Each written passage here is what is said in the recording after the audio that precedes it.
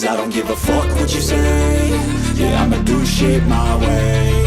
So you can go kick rocks, I'ma stack bricks up, build what I want to make. Yo, I got a lot of shit to say, so I'ma do this every day. I'll be writing things until I'm fucking buried in my grave. 6 feet deep under, but my body won't decay. Cause my messages are timeless, so they'll put them on display. Oh yeah, I rap with a certainty, I have a sense of urgency. A message for eternity, for everyone internally. I had some people burning me, but now they fucking learn to see I ain't the one to fuck with, now they looking nervously. And I don't really care what you think of me, respectfully. You can kick rocks if you think you're fucking better, see I will outwork you, turn you to an enemy. Hurt you so bad that you're gonna need some therapy.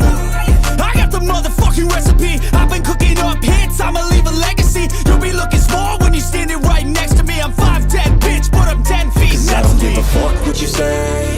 Yeah, I'ma do shit my way. So you can go kick rocks, I'ma stack bricks up, build what I want to make. Cause I don't give a fuck what you say. Yeah, I'ma do shit my way.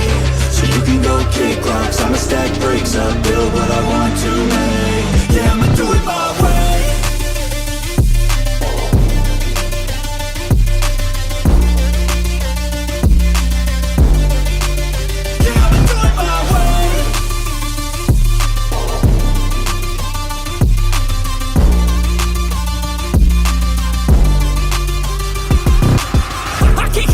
Coming out with a statement. You really changed, man, all your music and arrangement. You don't know shit, shut your mouth, you can save it. I'm the same dude that got his come up from the basement. 100 songs, 100 weeks, didn't change it. Experiments, development, intelligence, and patience. I'll do it all again, cause I never feel complacent. Let's keep the good vibes, positivity's contagious. I'm never looking back, cause I made a life that's passionate. A college graduate suppressing all his talents, yeah. He found a way to go and change, become an advocate. For taking control of your life, go out and battle. And you think you have a dream, then act on it, get after it. Get out your head and fucking capture it. You got one life to master it.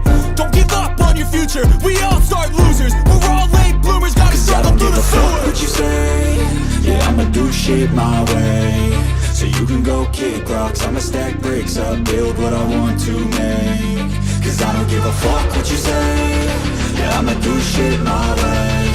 So you can go kick rocks, I'ma stack bricks up, build what I want to make. Yeah, I'ma do it my way.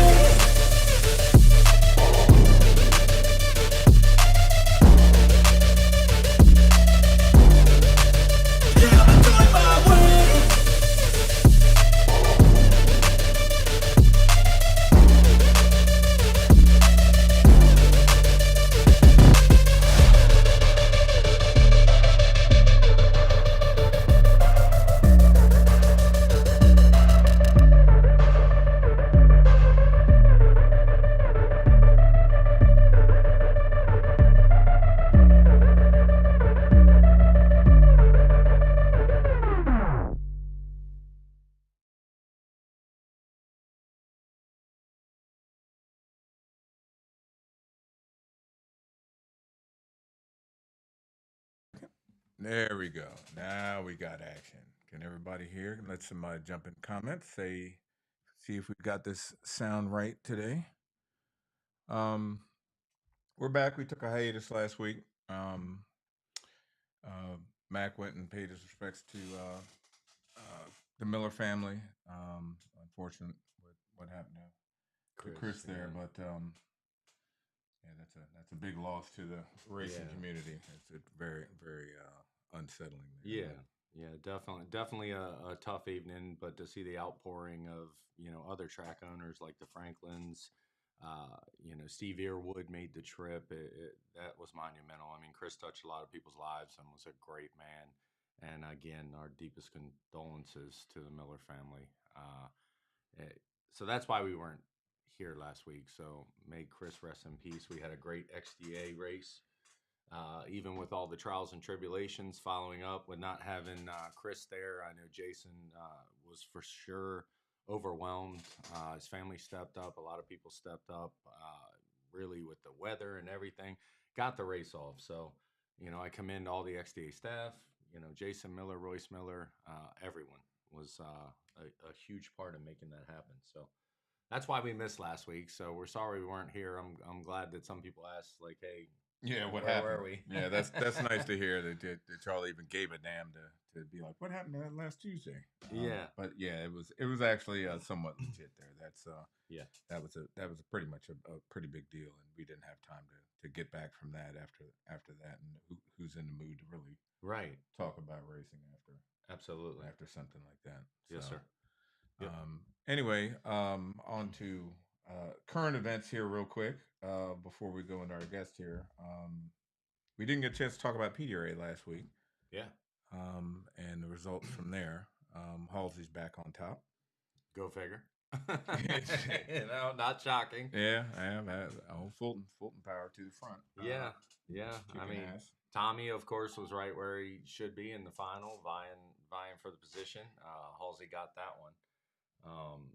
I mean, real quick talk. Spencer Hyde, 219 miles an hour out of a screw blown car. Forgive me for being lack thereof or a tuner or anything along those lines, but man, if that's not some King Kong mile an hour out of a blown car, Yeah, that's turbo.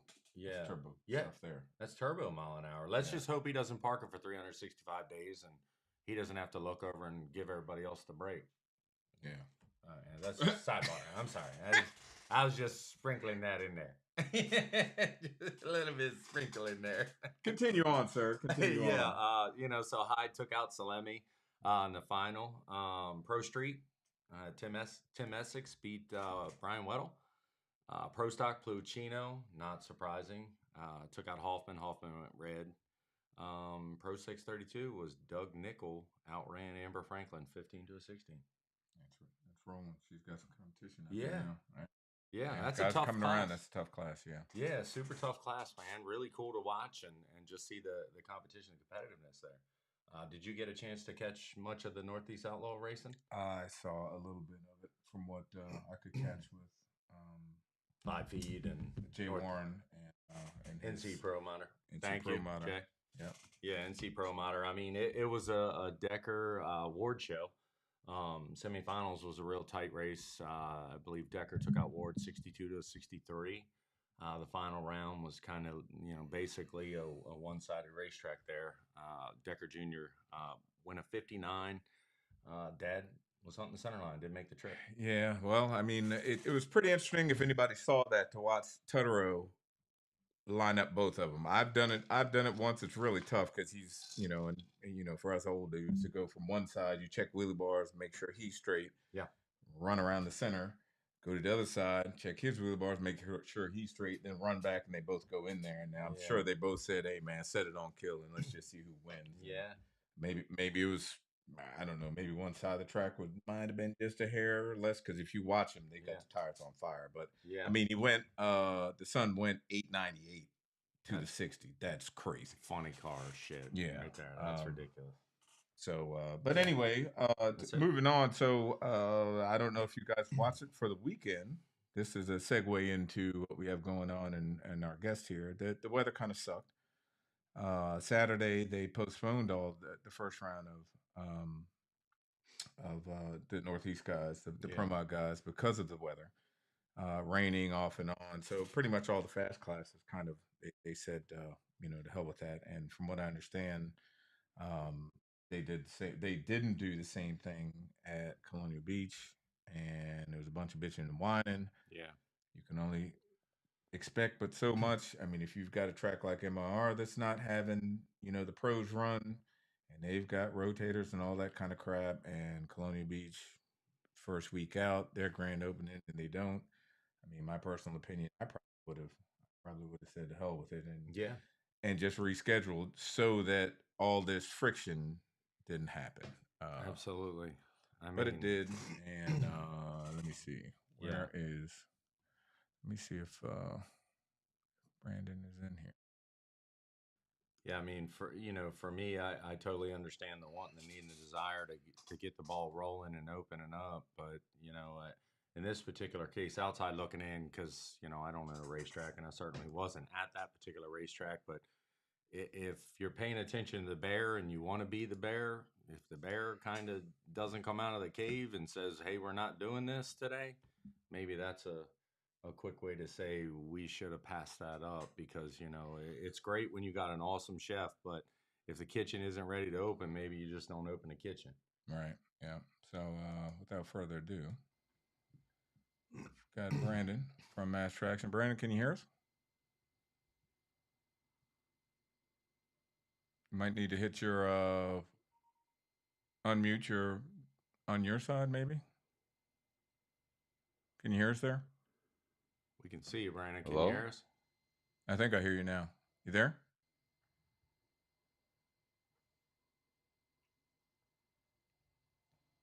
Yeah, hello.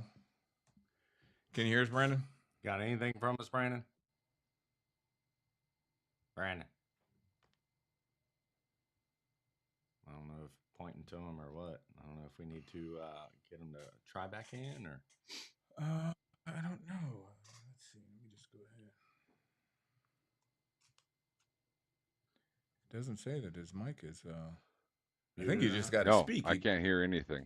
Oh, we can hear you fine. Yeah, we can hear you. You can't hear us at all?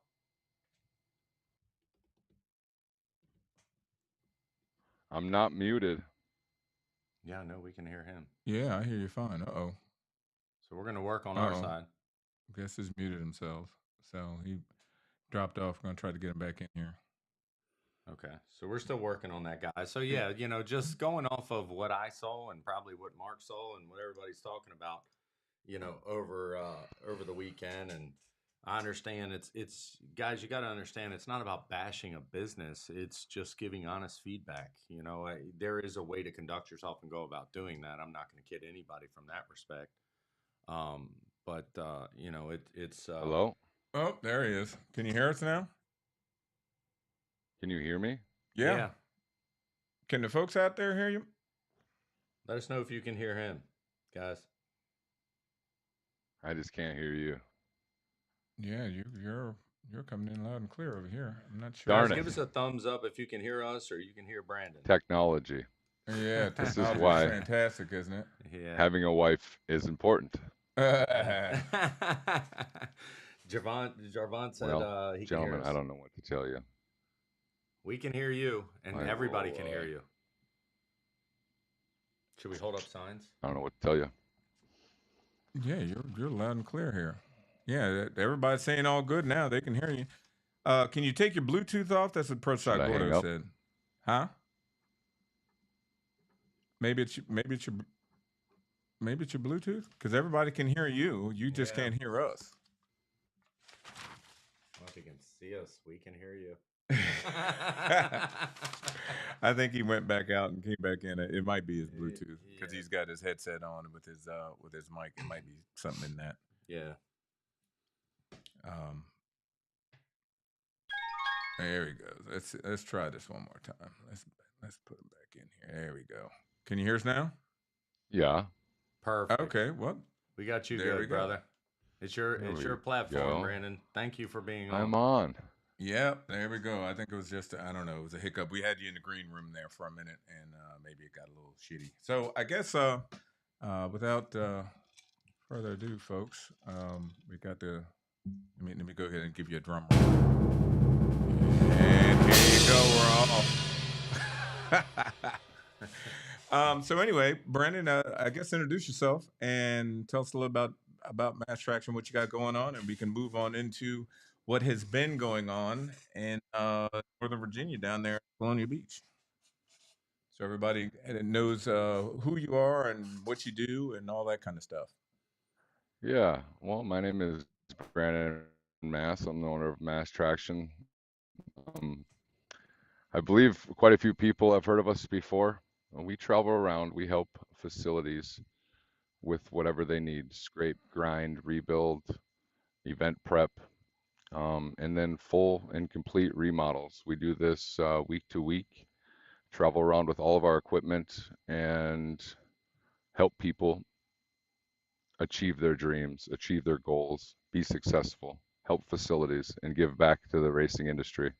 We're seeing many tracks fail right now. Larger tracks are failing, but what nobody talks about and what nobody sees is that these smaller tracks are thriving.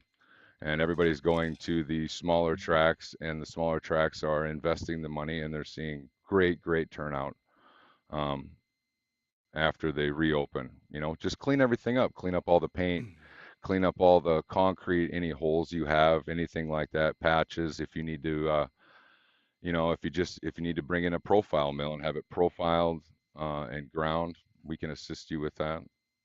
Okay. You All did the way to that to painting a the local track striping. around here, right? Hagerstown? Um, Hagerstown. So was that going to be Mason Dixon. Mason Dixon.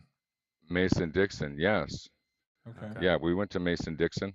Okay. What we did there is we scraped the entire 8th mile, and then we ground all the asphalt and concrete. Got all their transitions smoothed out as best as possible, and then consulted them on the rebuilding process was key. Yeah. Typically, we'll come in and rebuild right along with your crew, train your crew on all the steps, give you all of our secrets that we have that we use on the road, and what we've learned from traveling track to track to track for the past decade Yeah. right now. So we typically we do that all together, right? Mm-hmm. Yeah. But Well, it's been great feedback. Just to let you know, yeah, Mason Dixon is a longtime local track, and I've got some really close friends that race there regularly, and they said a complete 360 after you left out of there. So I commend yeah, you. I haven't been there myself, but it's great feedback locally. yeah. We did New Media Dragway. That's in Pennsylvania there. Mason Dixon. We just hit up last year. We did some stuff at man, what was that? Island Dragway. That was out that direction. Yeah. Right. We've been all over. We've been all the way out to Roswell, New Mexico last week, and we Wow. did a scrape, and then educated them how to put everything back together. We're using Rocket Track glue, one of the best track performing glues on the market today, I can tell you hands down. And you know, and got them consulted, put it all back together for them, and they're absolutely blessed. You know. What other tracks If you around? jump on the Facebook page and watch the Facebook page and just go back into January and look what's happened. We've transformed about, God, I think it's been like 6 different facilities, like Wow. full on whole 8th mile, you know, rebuild everything. I mean, it's Okay. been absolutely wonderful being out here on the road, giving back to the racers, giving Yeah. back to these facilities that need help. You know what I mean? Yeah, Right. for sure. Thank you. So you guys do pretty much. Uh, you can do what you did up at Hagerstown, where you profile milled everything, got everything as flat as possible with the existing surface, and then Right? rebuild that up, or cut the track up if it's that bad and redo concrete, Redo asphalt, it. whatever. Right. Correct. And the So unique it's thing about me is that I am, well, a 3-man band. It's me, my wife, and my Australian Shepherd. And what we Wow. do is travel together and do this on the road, right? So I yeah. utilize the tracks workers and all this stuff. When you get to a scale of doing the milling and the ripping out concrete and replacing all that, that all has to be done by a licensed contractor in that region, Sure. right? It's not something that I technically do. Um, Part of the business is consulting, not only in person, but remote consulting. We consult all over the world at this point. We're in Europe, we're in, you know, South America, we're in Mexico. I mean, even reached out by Canada. So, I mean, a lot can be done that way, and you can walk an owner through everything, right? All the way to the finished Sure. product. Right. Okay. So moving on, so everybody's got a good understanding of what you can do, what you have done. We move on In to, the I past, guess, since January. right. So I mean, you've been dealing with custom tees, and as you can see, I'm a long Colonial Beach fan. If you can see the shirt there, and for all you youngins out there, this shirt is from Right. 2006. So I've been racing a long time and have been to what was back when Boss Hog owned it for the older fellas out there. You know, and the problem as tracks like that age is they get kind of bumpy, they get patched up, and here we are. So I'm thinking, and It's a correct me real if I'm wrong. problem. It's not just Colonial Beach. Right, right. Older tracks, Sure. right. So, given all that, I think you've uh, had conversations with Larry for like the past maybe 2 years or so. Is that Oh, correct? yeah, at least. I mean, well, yeah, I mean, I'm we pretty sure it was started you, but because I, we I've we we've been work okay, so if you go back into social media land and you'll see it was I started doing work there, I believe it was 2.5, even maybe 3 years ago, with a bunch of the DMV promoters, the people that are actually keeping the lights on at Custom Tees, right? These mm, promoters. Sure. And they have ridiculously fast cars. They're great people to work with, and they're honest and kind, right? Um, so I was working with all those promoters, and I was coming in there doing event prep, and we actually turned Custom Tees in from just a mediocre, prep or whatever to extreme, and we got some really really fast shit down, right? Yeah. Like super fast stuff. And I mean, these guys are no joke. I'm not saying any times or anything over the air or anything like that, but let me tell you, well, I would imagine that they could probably be in the threes without a problem, right? So like Sure. that caliber of cars are in that area, and everybody was going that way, right? So we had a lot of success for the first year, and then at the end of the year, there was a few issues with the facility. It had a bump over here. It was starting to show signs of rocks popping out of the start line area, and there was a dip in the left lane, and you could always tell where the cars would go off to the one way, right? Like it was Yeah. noticeable. There's no way you can't deny it was there, right? right. So about a year after I started working with the promoters and Larry, we decided that we were gonna, try to get it fixed, right? So we made a small social media post about it, and got a lot of people excited about it. It drove more people to the facility, right? Knowing Yeah. that these smaller tracks are improving themselves, right? Right. So it did a lot of good for the facility. So I think our first couple of years was pretty awesome, and we didn't follow through with the stuff that we posted. That was the problem.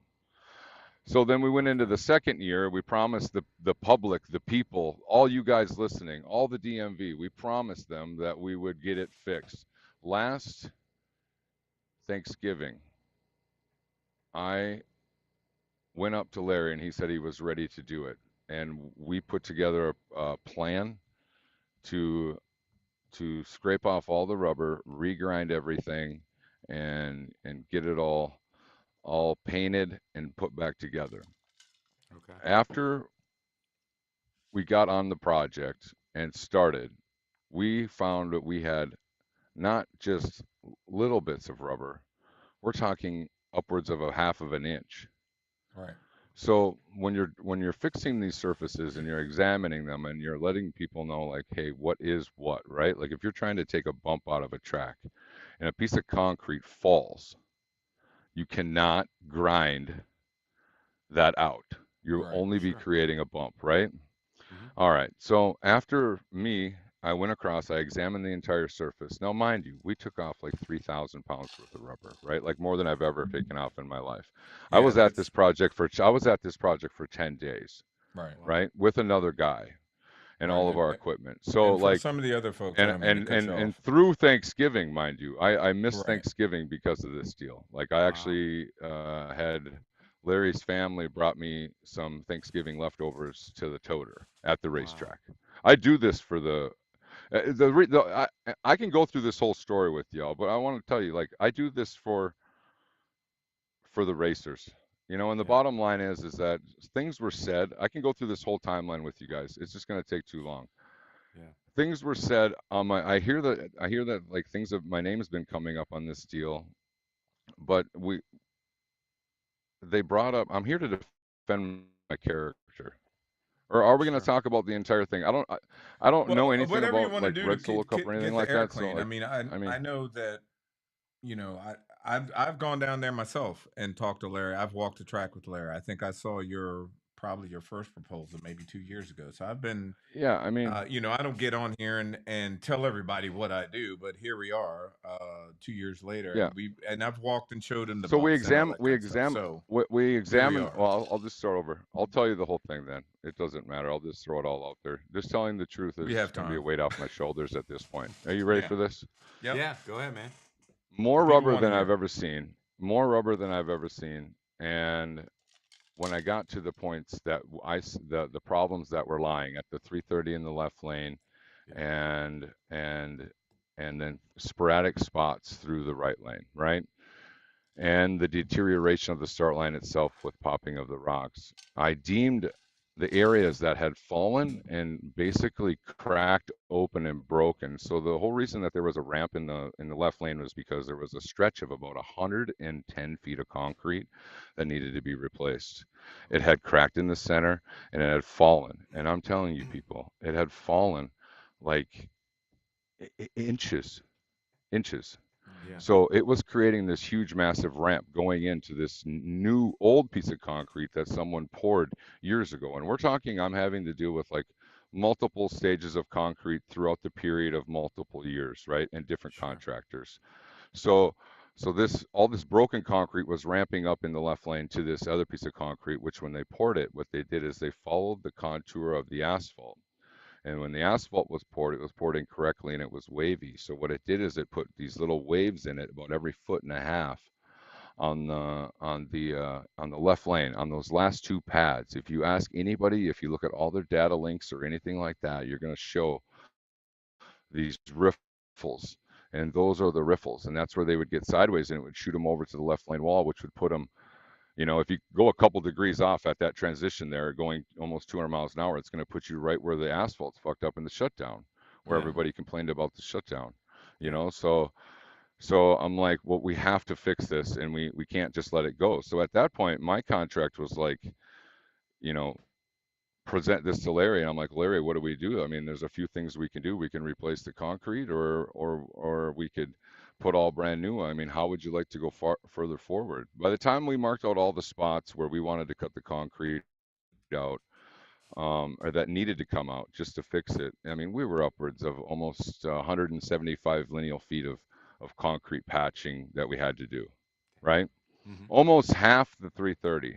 So, and if I was going to advise anyone how to spend their money, if I already knew that my start line was peeling rocks and it's already been milled once in its lifetime, I would have went away from milling and I would have ripped it out of there and put new in. Because I mean, the Sure. cost to rip everything out versus just pull it all out and put in new, I mean, it was minuscule when you're spending that kind of money. And gentlemen, this stuff costs a lot of money. Right. Yeah. Like it's road work, it's paving. We're not asking for a surface that's a DOT approved highway. Yeah. Dude, I'm asking for tolerances that are way, way above their standards. Right. We're going to 100 thousandths of an inch on some of the stuff we're grinding, the match lines, all that stuff is way more technical.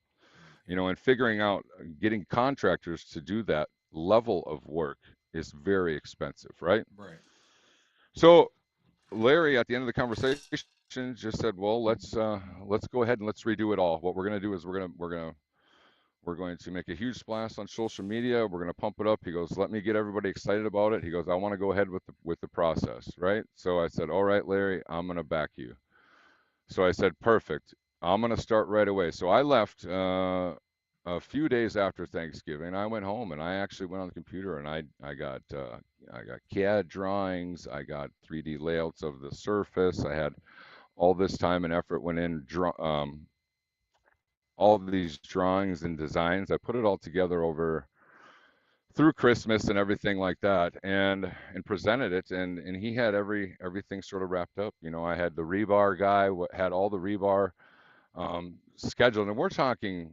I ran all my contractors that I was doing business with through the loop like multiple times because the scope of work would change constantly, right? It was constantly changing, right? Because every time I would get an estimate for something, then he would want something else, and it was just the scope of work was changing. And meanwhile, at this time, I mean, if you think about it, when they brought finances into the picture on your show last week, like when I got the down payment for the front half, after removing all the rubber and doing all the grinding, if I build anyone like I build everyone that I do in the United States, is the work that I did, right? Like, Yeah.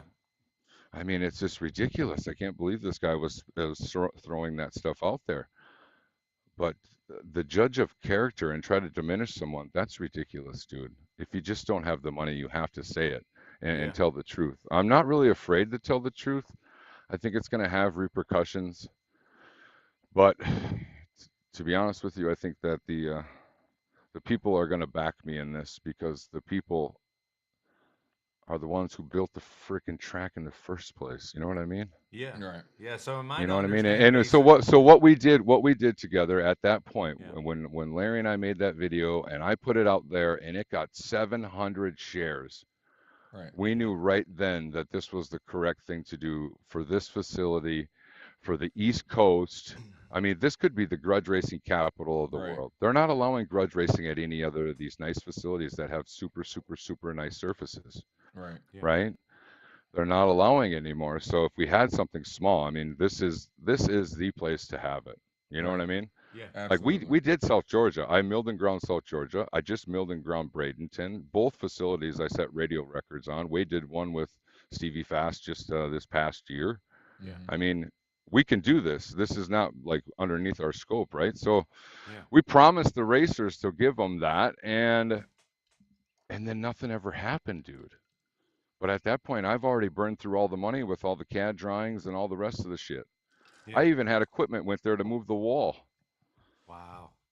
I So- didn't so- steal any money. What was that? What actually he said online the other day? That's That's why part I didn't I'm hear, 'cause asking I you don't- guys. Yeah. No. Yeah, don't- I'm he- not really sure what. I'm out here at Cottonwood Dragway right now, grinding Yeah. 250 feet, repainting the entire start line, reapplying all the rubber and training all their employees currently actively. Yeah. And I all of a sudden I heard that you guys wanted me on the show, and I don't understand what I'm actually doing here. I don't want Well, to air any dirty laundry, but I mean, it's surely what are we not for trying to that. accomplish, gentlemen? And Yeah. what are we Well, trying to basically accomplish? that today? folks to get past all of the he said, she said, baby mama's sister's brother told me so that folks can hear it from the horse's mouth. Now I've had Fox on here, and he's welcome to come back on here after you get off. So we don't need to do a whole bunch of arguing back and forth. Everybody wants to hear your side of the story because nobody's heard your side of the story on what was supposed to be done. Oh, I just you don't know, want to. whether Do you understand? you, I don't I want. Do guess you because understand? I everybody's don't want kind to of hurt anybody. what's I don't that? want to hurt anybody. I don't Right? want No, to I hurt get it. anybody. I get it. Yeah. And Like, you know, you when know, you it would start be when you nice. start doing this stuff, people get hurt. Right. You know what I mean? And it's like if you tell the truth, they're gonna get hurt. And it's like, Well, I mean, sometimes the truth Mr. hurts, but Foxworth people called need. he called me right before I went online, and I denied the call. Yeah. Well, You know what I mean? Like, sometimes this is not me to fucking do this stuff, man. I only help facilities be successful. Sure. So right. so the long story short is that Mr. Larry Thompson got the hype going about the dang track, right? Got all the hype going, right? Yeah. And ended up finding a buyer to buy the track because Larry wants to be done with it. He's Right. getting older and he wants to start slowing down, which is mad respect for the gentleman. He's done amazing things for the track, right? Sure. So Larry ends up selling it to Mr. Fox, Worth. Mr. Fox. Foxworth, yes. Worth, and this all transpired at when I first known of all this.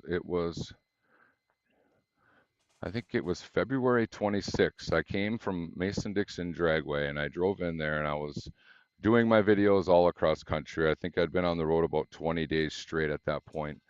And I was going up there to service Larry because I had all my dirt guys and everything already lined out. Larry, just a few weeks prior to me showing up there while I was at Mason-Dixon, paid like $7,500 to have a land surveyor come out and actually put in all the land surveyor stakes and set the grade heights Yeah. for all the dirt people to move all the dirt in and get the whole entire racing surface 100% level and compacted, right? Yeah. So Larry Thompson and I were building this track together, and he'd mentioned for a long time that he he appreciated me helping him through the process, and that we were going to put it together no matter what, even if it was going to be slow, because this is the idea that Larry had, is he wanted to give back to the racers of the DMV. He loves the place so much. Sure. We were trying to get the financing, right? So we were slowly doing it together until he sold it. And once he sold it, it was that night. And when I met Mr. Fox, and from that moment on, he told me at that meeting, he said, "I'm here running everybody out." And Wow. and he goes, "You're as good as you are." He said, "You'd come back and fix it." And I'm like, "I am coming back and gonna fix it." We're in the middle of meeting with the dirt people not more than an hour ago, and Larry gave him the go ahead to start pulling in dirt. He said he was going to send the check tomorrow, and he's going to start leveling dirt. We were going to be pouring concrete. And I had rebar already lined out, already Yeah. coming. Man, that night he told me his plan was to put all the walls back into place. Mind you, because someone in the scheduling department scheduled this pro mod deal, and I think it was his pro mod deal. Someone scheduled it at this track Yeah. and didn't know anything about the construction portion of this job Yeah. for some reason or something, because we were way behind any schedule that any ever should have been put out online for the facility. We weren't Okay. even the facility was complete shambles. Larry moved all the walls back so that the land surveyor could come in there. We had grade stakes everywhere. Yeah. So it wasn't ready to go back together, right? Like, so they changed the scope of work that night. And when Larry said, "Brandon, well, I sold the track," like, Larry told me to go do the work for Jeff, and he'll make sure that I get paid. Well, I don't have a contract with this Mr. Jeff, and I don't, Right. or I'm not Jeff. I keep saying Jeff, Mr. Foxworth. Foxworth. I don't even have a contract or know him or anything. I can't do any work for him. Him and I don't have a contract. I could do the Yeah. work, and he wouldn't pay me, Yeah. right? Right. Sure. And so I said, well, I'll overlook that, and as a judge of my character, I said, I will trust you. So I went on with the conversation, and then come to find out, his idea of me putting it back together would be moving back all the barriers that wasn't in my contract to do uh, back into place. And all he wanted me to do was, because with all that money that they gave me up front, I went and bought all my materials. So I bought Yeah. 4 drums of glue, I bought like 8 tires, and I think some flat drag tires. And now, mind you, I put them in a shed that was unlocked at that facility for months. Okay. So I don't even know what else was there, or Yeah. what was even there when Mr. Fox got there, right? So I don't know, but I bought all that stuff and I had it in there, and his idea was to just take it. And I said, I can't. At the time when you switch scope of work, since I help facilities all over the United States, at the time when I knew that my timeline was, okay, once we started the dirt work, I had like at least 40 to 50 days, right? Yeah. Before I needed to be back in there, balls to the walls, to finish that sumbitch out, right? Mhm. So I started scheduling, and we did since I started scheduling, I mean, we've done like 7 different remodels the same size since then, right? So Junkyard, I did Finish Line. I mean, these are nice places. So I did all that, and he wants me to just like go ahead and cancel all that and come back there, and just all he wants me to do is lay down glue and lay down rubber and move the walls back. That's it. He goes, the racers won't know the difference. I said, that's absolute suicide. Wow. It's absolute suicide. This is what we're going to do. We don't have any money, and we're going to do it like this for this year, and then next year we'll come back and we'll do the milling and everything else. And I said, dude, you can't do that to us. I said, Larry Thompson and I promised the people. We promised the people not only 1 year, but 2. Yeah. Right? And how are you going to put me in the middle of this, man? I'm the guy who fucking gives back to these people. Yeah. Right? Like, you can't do that. Like, I don't know. You can't do it. And so when I knew that I could not, if there was no more money left on the table, right? Because they ran out of funds. They didn't even have enough money to pay my contract. They still owe me money for work that was completed, right? With equipment and everything. They still owe me money for work that's been completed. And I haven't said anything to anybody because I don't want any of this negative slander. not Yeah. towards any facility, not towards anyone. That is not our motto. Mass Right. Traction Sure. does not do that, right? Like, so I I don't know. I get so Well, Yeah. so I lost. guess at this point, What with was I what's discussing? I had a point. But what's that? He said he had a point. What was he discussing? You basically were saying he was throwing shade, and you know you're still owed money, and that wasn't what you agreed upon because he. right, My I can't. understanding is, So the big thing is that if I come in there and say he was gonna try to pull a social media hoax over everybody's faces, yeah, right, and use me as the fault guy, yeah, like I was stupid or something, like this wasn't my first rodeo, or like this was my first rodeo or something, like he didn't know yeah, who the fuck I am, yeah, you know what I mean, or what I hmm do. yeah, Like, so he was going to try to pull this hoax over and have me just go do this, and I denied it. I don't have a contract with Mr. Foxworth, yeah, for one. For two, I would never do that to the DMV. I would never put them second or make them go down, anything like that, ever. And I said, you gotta get it all fixed. And he wanted me to do it like the next day, and that's impossible. yeah. It's impossible. I run a very successful company that's spread throughout the United States. So Sure. I was already booked. Yeah. I'm Right. sorry. This is the way the world works, man. I do this 24/7 the entire year. Yeah. Yeah. Obviously, it From the sounds like you north live to the on the road. south, all over. Yeah. I do. I've been home probably about 15 days, and I just got married. Congratulations. I took 4 days, gentlemen, 4 days, and then I flew back on an airplane to get back on the road to complete Montgomery's event. Wow. You know, Well, thank you for what you do, and obviously your wife is about it because you said she's one of the three heads that's with you, including your dog, correct? right? Well, we utilize the tracks workers, right? We all work Yeah. together, Sure. so Yeah. that they can learn. When I leave, I found that a long time ago when I used to bring in a bunch of people and just knock the job out, a bunch of professionals. What happened is we saw that the business was suffering, and the reason it was suffering, we weren't having any people come back. And hmm it was because when we would leave the facility, the people wouldn't learn anything, and then they were never able to reproduce what we had. They said, well, Mass had it work last week, but why can't you do it this week? Right. So once we were getting that feedback, what I did is I switched it up. I just went solo Yeah. and just made it my deal, where I came in and I worked with them as a team, and we did it together. And I bought, I bought like $1 million worth of equipment. You know, some tracks will never see a rotator like I have. They'll never see a flat drag or anything like that ever. Yeah. You know, Yeah. and it helps everything. So So I don't know. let me ask you this. I'm here to try to protect my character, to be honest with you. Right. And I I understand. didn't And steal and any that's money. Every dollar has been accounted for and documented, and the whole 9 yards, gentlemen. The scope of Sure. work changed 3 times, and I don't have a contract with Mr. Foxworth. Yeah. And from day one, I don't know, but him and I just never got along because he's thinking improperly.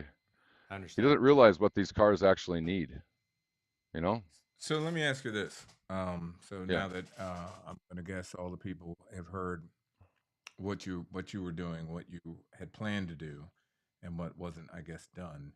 Moving Right. forward, because we need to. It would be great if we could come to some kind of resolution here. Is it possible that maybe you two, I don't know if it's totally busted, broke, and it will never happen. At this point, that track, after you scraped it, can that work be salvaged or whatever without having to replace all the concrete to make it a functioning track for the year? Seeing as, I mean, how long would it take for you to pull all that stuff up and put it back down? Are we talking a month? Gentlemen, at this point, I mean, you're having a hard time finding contractors with the capabilities that I'm requesting to do Right. it. Without it's a 4-month, 5-month window, dude. Okay. Oh, You know, okay. So and can it be done? Listen, this is who I am. That's why I don't like. Can it be done? Absolutely. Yeah. If you had the right people, if you had a guy that can do it, yeah, it can be done. It can but be you're done, but saying it's not going to that be it's hard to find perfect. somebody It's that not can going to do be that perfect. quality work. It's not going to. Well, exactly, but it's here. not going to be perfect. So what you're going to have to do is if it's not perfect, then you got to bring in a profile mill, and those are going to run you about 80 grand, right? And then Yeah. you still got to come behind it, and you still have to do this. And we're talking a lot of money, gentlemen. Like, Sure. so if you put the concrete down, then you fuck up the concrete. Now the concrete that you put down was 175, $80,000 worth of concrete for these, Yeah. two 450-foot wide pads, Yeah. right? And now it's all bumpy and fucked up and we can't race on it. So now we got the same shit all over again. So now we got to bring in a mill. Yeah. You know what I mean? So the cost just keeps compounding. So spending the money and doing it right the first time is what I'm saying Right. is key. Okay. So Well, can we so keep patching it? Yes. Can it be salvaged? Man, I don't know what they did there. I don't know what they did. After the time when I met with him on the 26th, there was literally no communication between Larry and I. Larry and I were speaking almost on a weekly basis leading up until that point.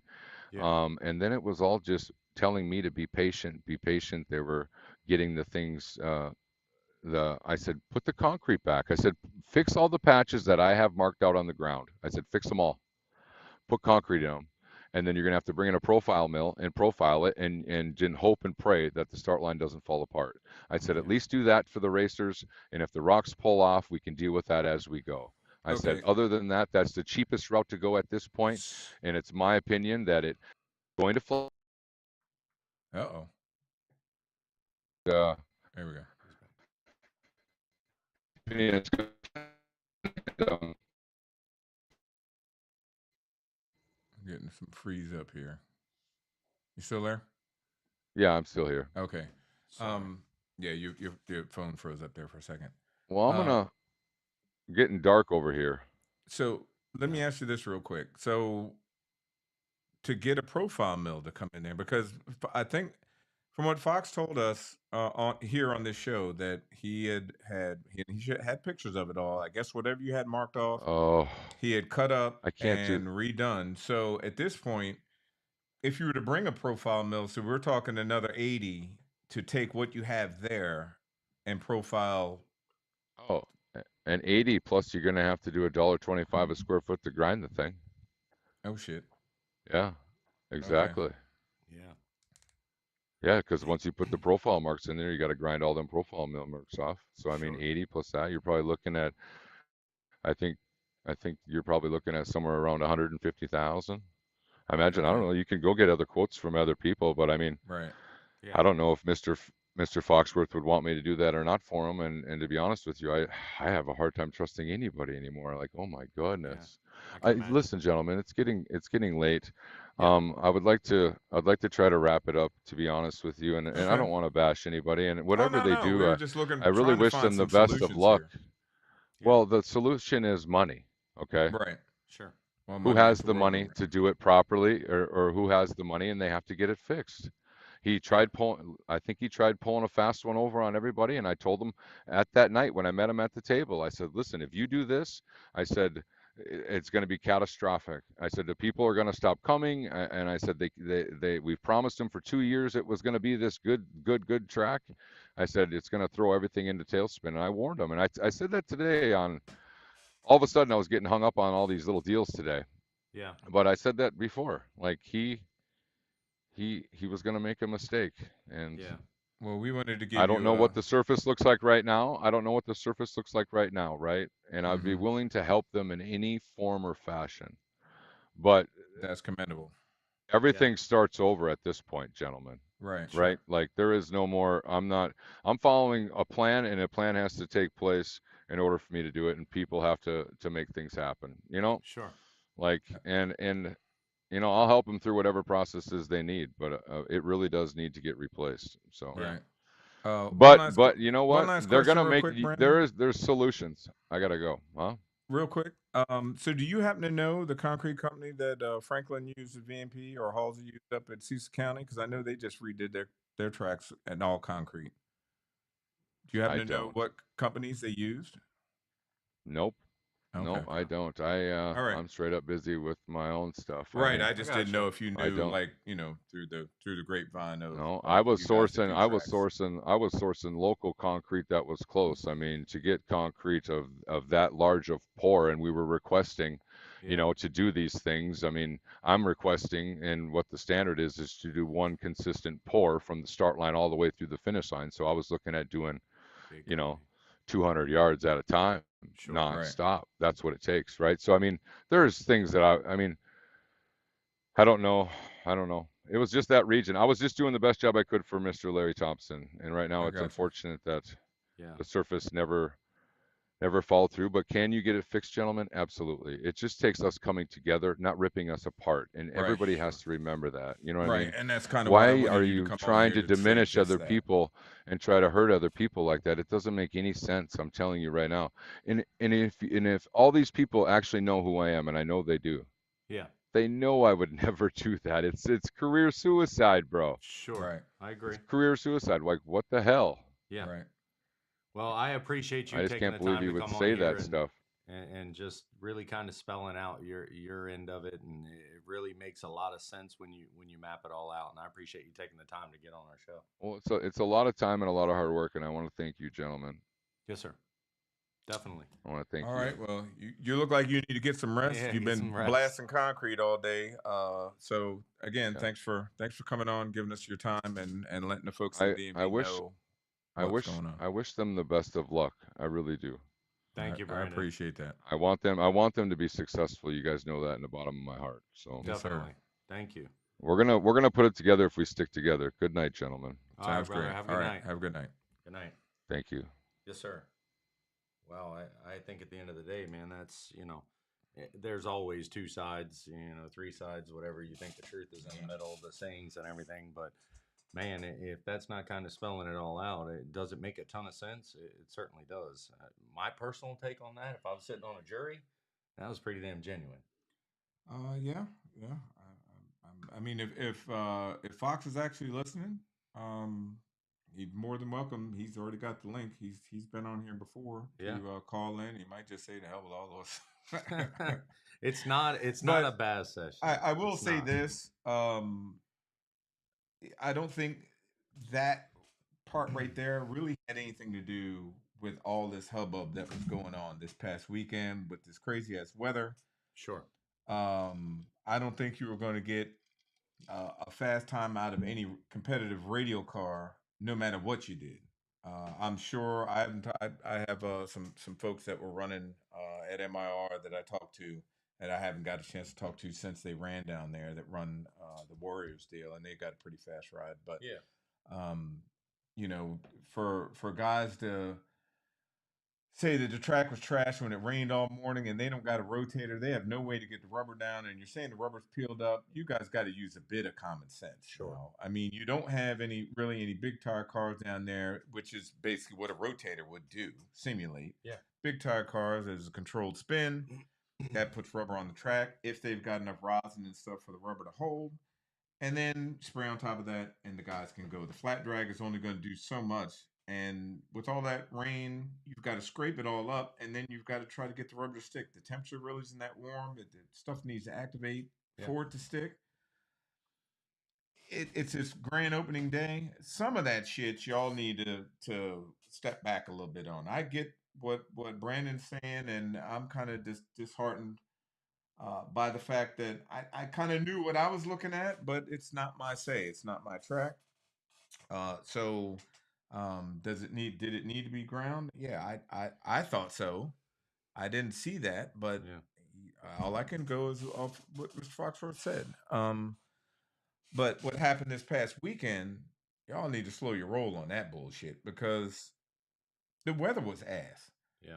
So if you looked at it Sunday, I think Foxworth went live a few times, and you could see the surface. You could see there's rubber down on it because it's Sunday. It was what 78. 80? Yeah, it was warm on Sunday. Yeah. It was warm.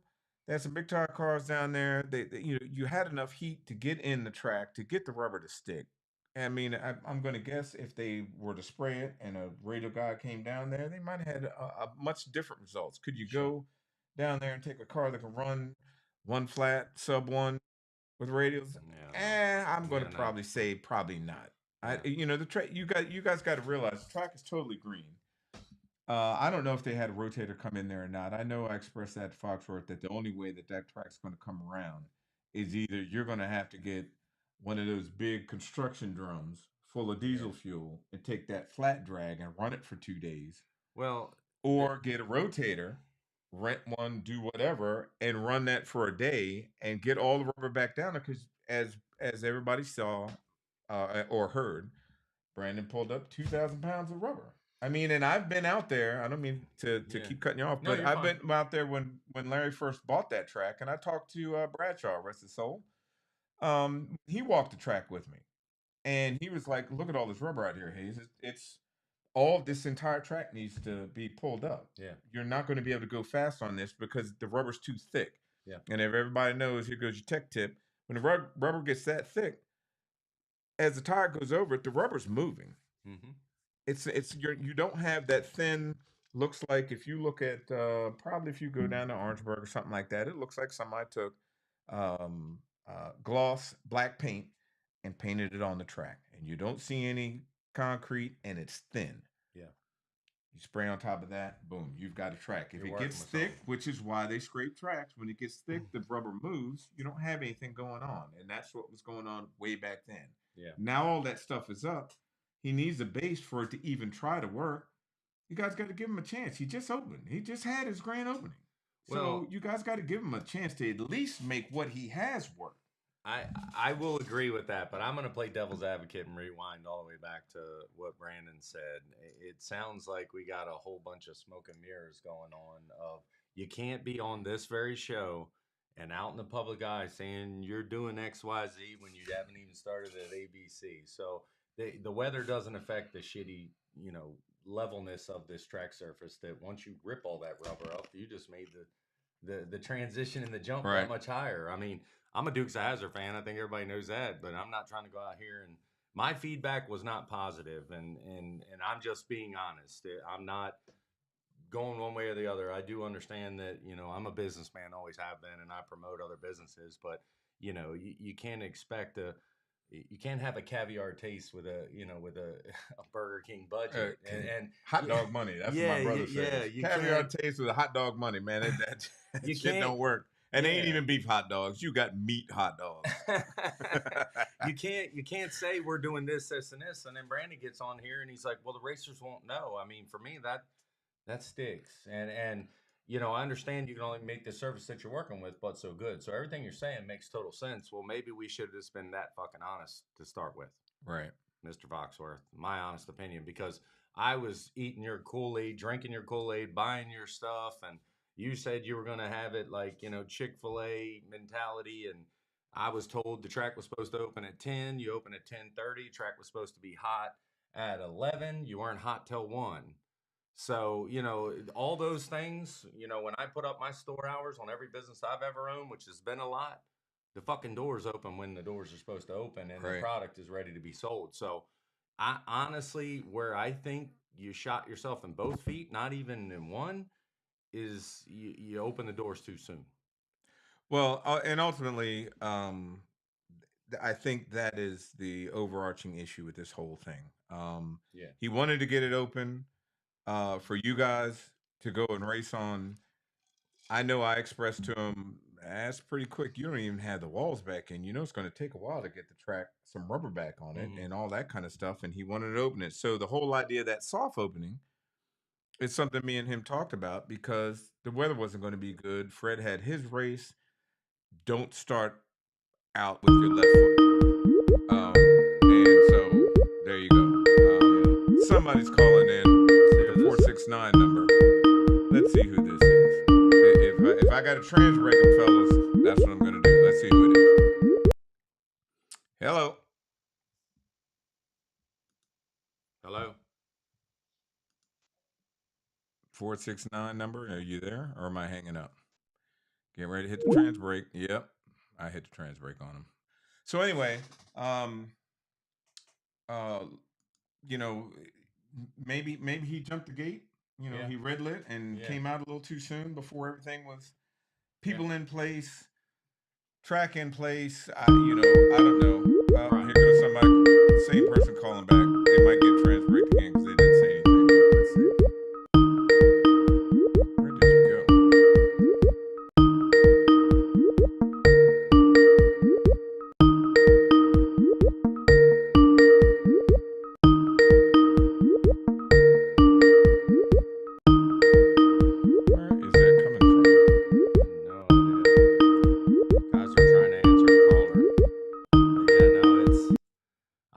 and again, guys, it isn't about throwing shade. I mean, quite honestly, Yelp is my worst my worst enemy when it comes to all my businesses. If you don't have a legitimate concern, but businesses aren't going to get better without feedback. I understand everyone's saying, the last thing we want to track closing yeah, up.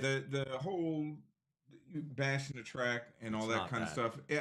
stuff. I call it constructive criticism. Much like I tell you guys, there's a difference between being arrogant and being confident. Mm-hmm. Okay, now I got a 202 number. Let's see if this person comes through. Hold on. Hello. Hey, what's up, boss? Yeah, I got a good show going on tonight.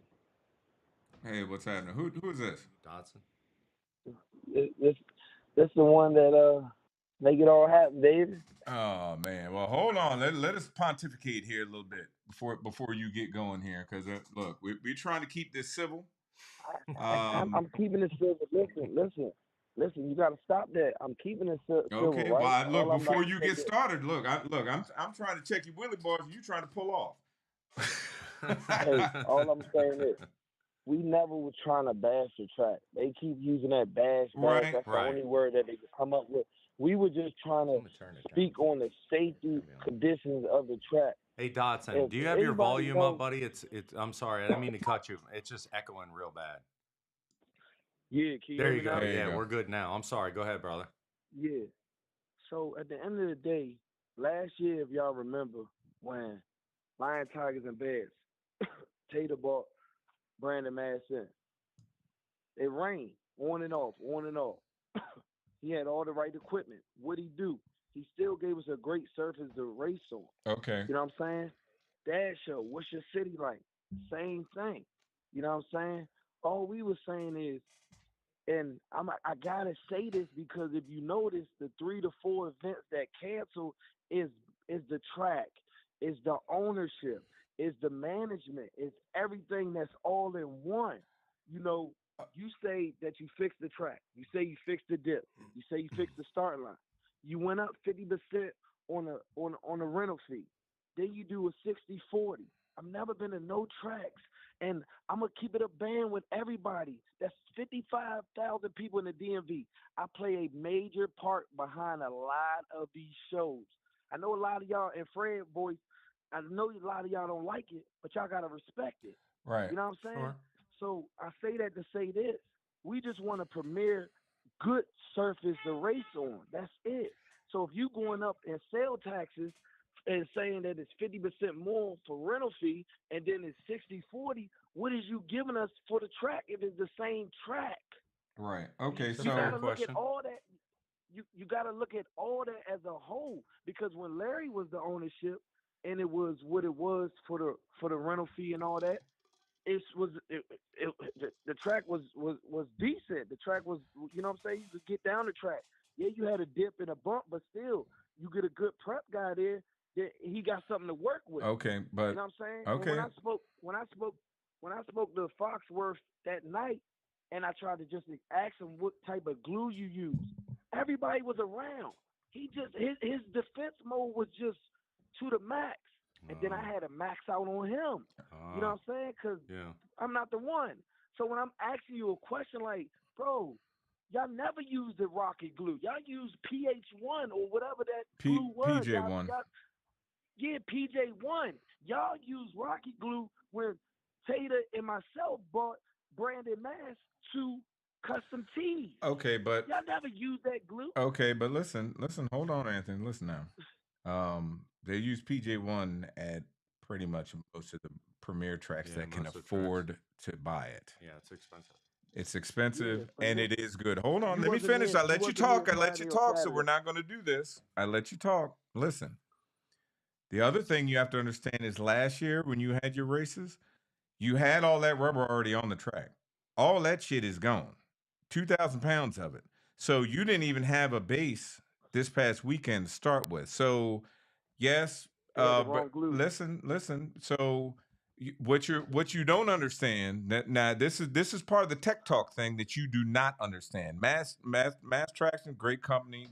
That Rocket Glue, I don't know if it's great or not, but I do know PJ1 is a great glue. Great, yeah. You might not know that, but I've raced some of the most premier Of course I tracks did. in the country and able to go pretty fast. And I'm telling you, from experience and from other track owners that I talk to that use it, a lot of them don't use it or they'll cut it or whatever because it's so expensive because of the additives they got in there that wherever they get in, I don't know, whatever country they get Whatever it country. from, Yeah. they no longer sell it or they triple the price, and that's why a lot of people don't Right. use that. So Yeah.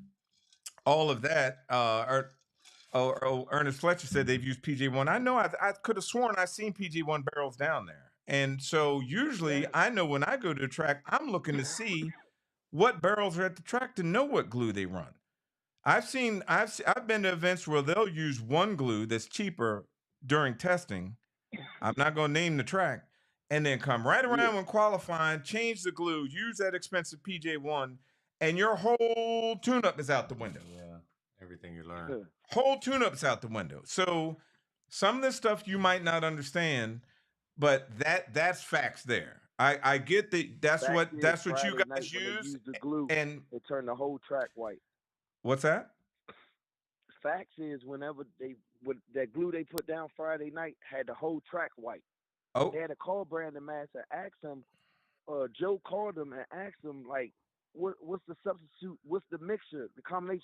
Brandon told him. That's why Brandon. I wish he was in a better set. And when he was talking, told him like, that's just something new that I'm just starting. Like you gotta mix it. You gotta cut it. oh, Like, come on, man. okay. But So this is stuff listen. I asked Foxworth. But if that's the You know, case, you a big tires fan. We small tires, Mark Hancock. I get that. I get that because look, the scenario I just gave you, Mr. Smart Guy, was with a radio car, a class radio car, not this bullshit grudge that y'all don't race. You know, I said more racing, less cabin. You remember we came up with that 2 weeks ago. Look, And you can't talk to us about that. We race 301 race more than anybody. oh in the man, DMV. that's just fact. you. That's one car. You can't race everybody. Be quiet. But I'm just saying. That's So what I'm saying. You can't say that to us though. I got well. Listen. Now, we're talking But in go ahead, general. keep talking. We're talking in Let's talk general track now. talk. We're Keep talking talking. in general terms. Ain't Yeah. nobody doing a whole bunch of bashing, We and can't we're not force trying to them to bash race. the We track. can't. What I want everybody to know. We're not bashing the track. Listen, That's let what me you gotta finish, stop. You man. gotta Let get me that out your finish. vocabulary. Let me finish. There's something called, which when you got to talking before, it's called constructive criticism, and Fact. and sometimes that can be kind of rough.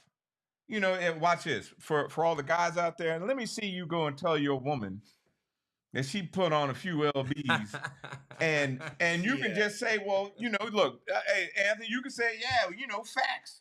You look like you put on 10, man. Put the fork down. Go ahead, use it and see if that construction criticism works. It ain't gonna work. You got to I figure like out a it. way I to get like 'em around too. that. So So what I'm I trying like to 'em say too. is, for this situation, it's a brand new track. It's apparent that they don't know how to mix that rocket glue, because if it turned the track right and they got to call Brandon to figure it out, well, then the game's fucked up. It's just lack of experience.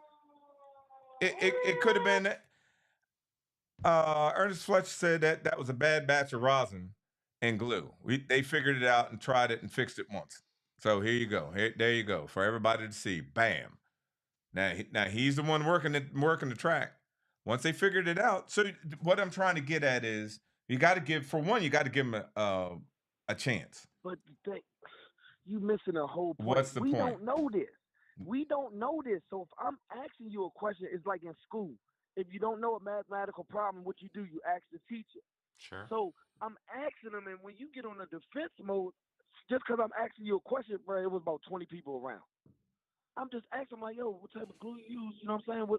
So then once you do that, you max out on me. Then I have no other choice but to max back out on you. Okay, but That's just what it is. okay, so listen here, watch this. You didn't ask the teacher, you asked the teacher's assistant. You see what I'm saying? You didn't. Probably if you asked Ernest Fletcher or one of the guys that do the track, they might have been able to give you a better answer after they called and said, "Hey, well, we need to do this." Asking the owner, the defense mode is, "Damn, maybe I don't know, so I'm gonna go and get you off me," and then now you got guys bumping heads. Yeah. Now So you know the truth, though. okay, That's all that but you is. got to be able to work through this, because there's only so many tracks, right? And we all thought that this was going to be, much like Brandon said, and I've talked to Foxworth, told Foxworth the same thing. Everybody I've talked to, hey man, if they can get that track flat, you're going to have something there. Yeah. But We know that. okay, but they didn't. And so we can't do anything about that now other than try to work to get it fixed. The best way we can. You know, work together, give him some constructive ideas, and if he just doesn't have the money and said fuck it and we're just gonna spray it and drag it and glue it and that's what you got. I don't know what else to tell you. That's what you got. You know? I don't know. So I'm basically, sure in him a or his nutshell, you son's got said to be. you. In a nutshell, you saying just take it or leave it, or just don't race your car there. That's basically Well, what I'm what else are getting you at with going to you. what Basically, other alternative do you have? no, you're right. That's what I'm Yeah. saying. That's basically what you say. Yeah. You just don't race your car And there. I that's mean, at I any get it. track. Some people don't. That's at any I know track. one man that only raced his car there. He didn't never drive his car, but he let somebody else drive his car. So I get it. One time. So I get it. Yeah. But all right, well, what about the safety? The safety about the ambulance and stuff like that. A lot of people concerns about that too. Was there no ambulance or anything, Dodson? I didn't hear any of that. Nah, it's never is. You know, you got Sierra. I forgot mama name, and she great what she do, but Yeah. you know what I'm saying. You can't rush nobody. You gotta wait for the ambulance or the helicopter. Who knows how long that is? Yeah. But me and my team, we already make it a consecutive decision. You know what I'm saying? It is what it is Well, until we see. You know. I would suggest this for you, for Fred, for Jason, for whoever's running events down there. And I know this is what Bradshaw used to tell me back because, like I said, I've talked to a lot of different owners over the years. That is usually part of the cost of renting the track. They got to have an EMT there. 100%. So when you guys go into these contracts, you need to look for that line item. EMT. It's X, Y, and Z Right. for 2-day event, 3-day, whatever day testing, whatever Yeah. days you have, you need to Yeah. see that line item in there, or just say, Yeah. hey, that you guys are supposed to take care of that as the track owner. I'm not really sure how that contractually works, Mhm. because usually, from what I've seen, the track, you know, that's part of their cost. So if they say it's $1,500, they probably got $300 for a It's track 15. Sure. EMT to come in there, Yeah. and that's part of their cost Yeah. for you to rent it or for you to rent it for an event. That's overhead. Yeah. If that line item isn't in there, or that's a concern, because I know that's a concern for me, I look for it. Mhm. You know what they Yeah. used to do at Capitol, they had I guess they bought that ambulance and that just sat there, and then the EMTs would come off work, and then they had all the Mhm. equipment in there, and they could That was sit nice. out there and that, and then when they left, they get back in their car, go home, leave the ambulance there. Yeah. There's solutions, but all of us need to work to find some solutions. I get the overuse of bashing. It's like the overuse of hate. You know, I get that. I think I think you guys, you want to have events down there. Why would you bash an event you want to have track that you want to have an Man, event we at? done That had doesn't even great make sense. successful events down there when Larry T Right. was you know what I'm saying? But it's like this new guy, it's like nothing he wanna hear. This shit is crazy. You see the last 3-4 events he had was just been bracket racing big time. That he had, yeah, he do. You know what I'm saying? Like, come on, man, we small tire guys. We want a good, safe, decent facility to race on. You know what I'm saying? Yeah. Well, are the because But I haven't been and down then there. I haven't been down there if this you year, notice, and evidently you they have. got one of the biggest bikes event down there every year. Man, new he pulled out. Yeah, I know. The Grudge Massacre pulled out their show. People not just pulling out for no reason. You just ain't pulling out for no reason. Got to be some type of reason behind it. Yeah. No, I understand what you're saying. I mean, You feel me, McAdams? I Maybe do. I can talk to you a little bit No. better. No, I mean, man, look, I got ears. I can hear very well. There you go. So Fletcher was on the No. property. He said a firefighter and EMT was on the property. So I don't know what else to tell you. I mean, I wasn't there, so I can't say. Yes, But he yes, was see, there, and you know he was Era- there because you saw him there. Era, listen, Era was there. I ain't see no firefighter, none of that, but she's always there. Sure. You talking about an ambulance, man? If somebody got to get rushed to the hospital, and they be waiting for the damn helicopter or whatever. But this not just my concern. This is multiple. It's 55,000 people on the DMV Grudge. It's at least 30,000 of them concerns that race in the DMV. Yeah. I'm just going to speak about it because I'm the spokesperson. That's how I am. No, and I don't really and care what I people don't think I about don't me. blame you. And I gotta bring this up to the forefront. Y'all gonna bring it for me, so I'm gonna bring it for them. Yeah, I don't That's how blame it you at goes. all. I don't blame you at all. Myself personally, You and can't. I'm just Go ahead. sitting back here. I mean, myself personally is I listen, I drank the man's Kool-Aid, and then to hear what Brandon says as an alternative to say the racers won't know none the different, that's going to ring true to me, man. I'm sorry. And then I also hear that it's $5 more than any other premier track to walk through the gates as a spectator. Yeah. So, I And know we that don't have sounds no ill petty will. because it adds up, but I don't Right. mind paying that if you show up and you got Show us, a yes. flat surface to race And on. listen, we come in June 1st on the 302 versus DMV. The whole family. We just not bringing the naked lady. That's just what it is right now. Yeah, But at the same time, we not bashing those shows.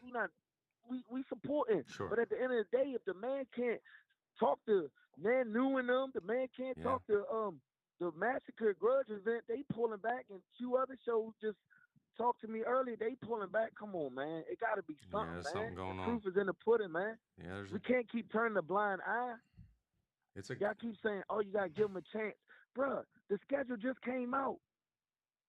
Why are they pulling out if the track was supposed to be done and the schedule just came out and these two big events pulled out? For what reason? yeah.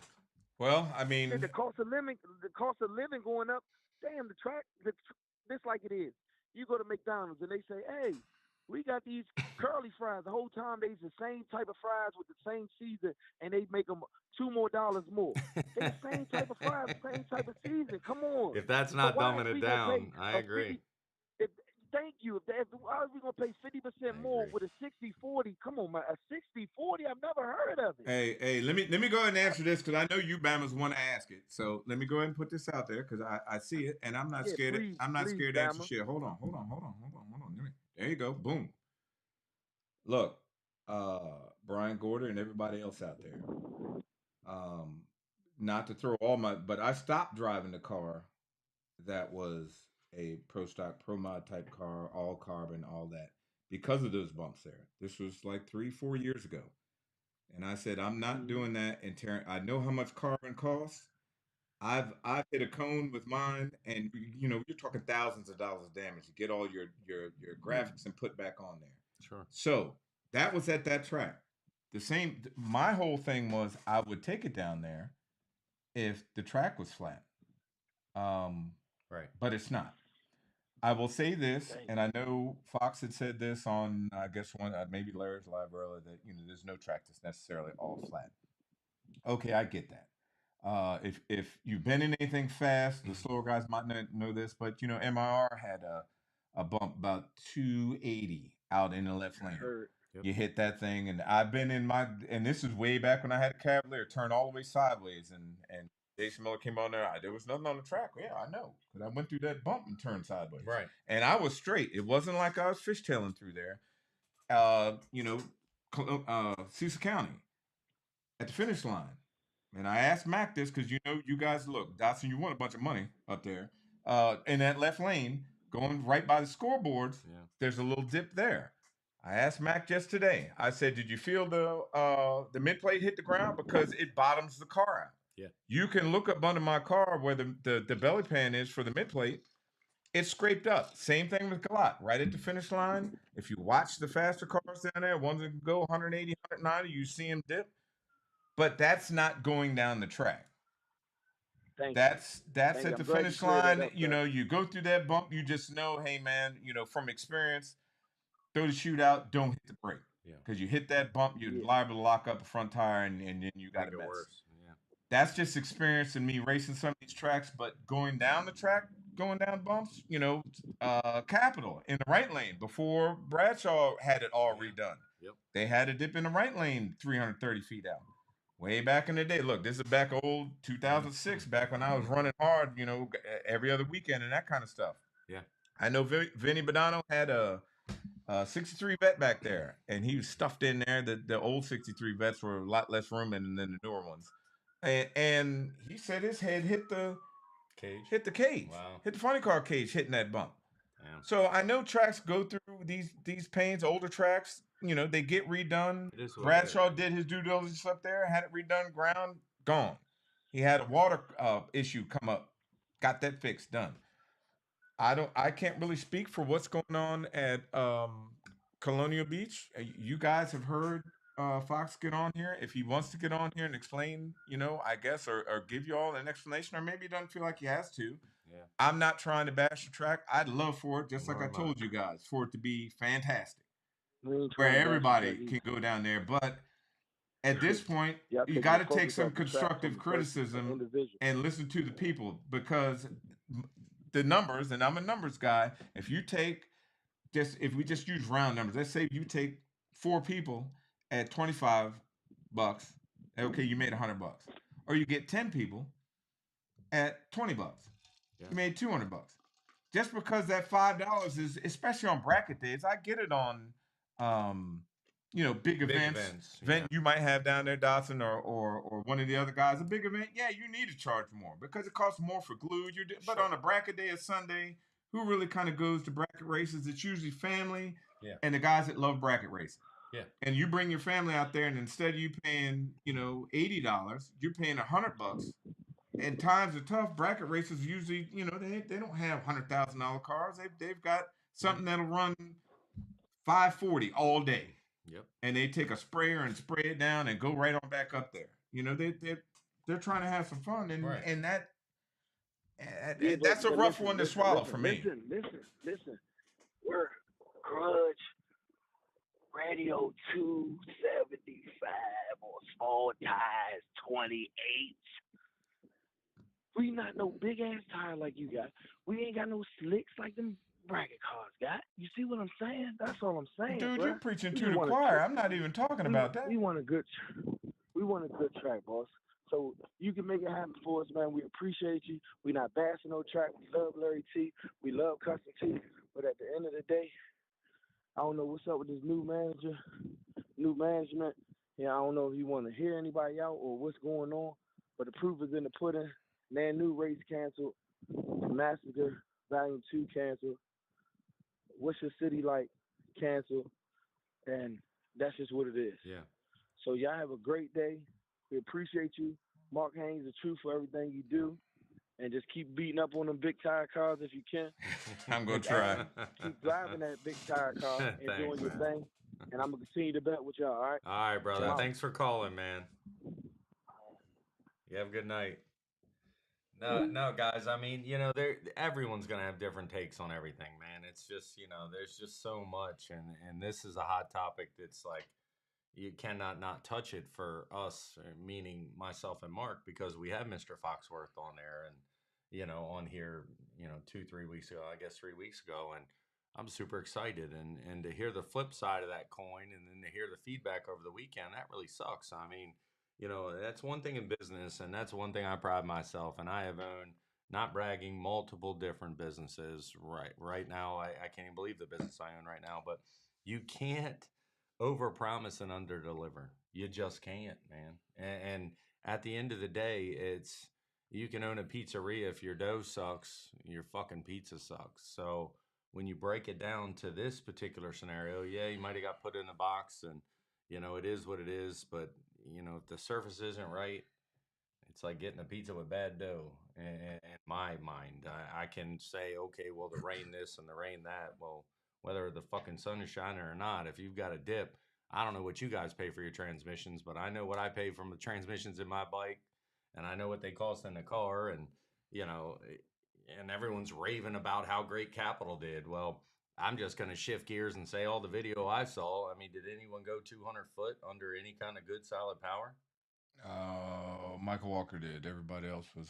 Yeah, because you can detune that blower car and run a fucking 390 and go down a dirt road, in my honest opinion. And that's not bashing them. So No, not at I'm all. not trying to. No, I don't mean it like that. I don't mean it at all. When you have a plethora of power, it's a whole nother deal. And when you go from a blower car to a nitrous car, you got whatever your stages are turned on pretty early. If the track isn't right, it's gonna let you know. Look, let me see. I think I saw Teachman on here, Brian Teachman. I know how to tune a nitrous car. I've seen cars take off like his did. When you've got zoomies and you can blow flames over top of the roof when you take off, Yeah. you've got so much timing out of that thing to get off the starting line is ridiculous. And once it started rolling in and the flames started shortening up, there's another tech tip for y'all.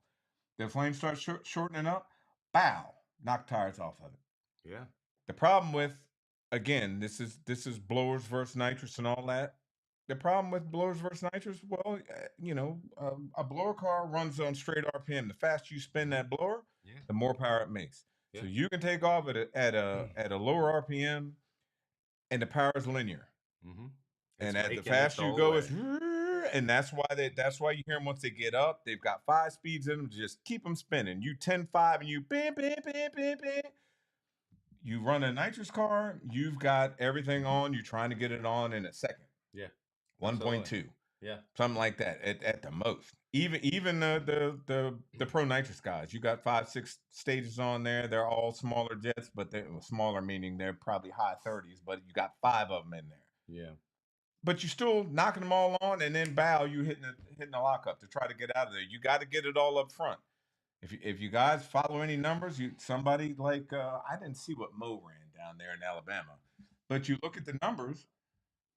Mo runs quicker I'm going to guess at least as fast to the 330. And the reason why a big tire car won't run, in my opinion, in the 50s is, and Halsey's the best one to look at in my opinion, because he's even quicker than Franklin is to the 330. Yeah.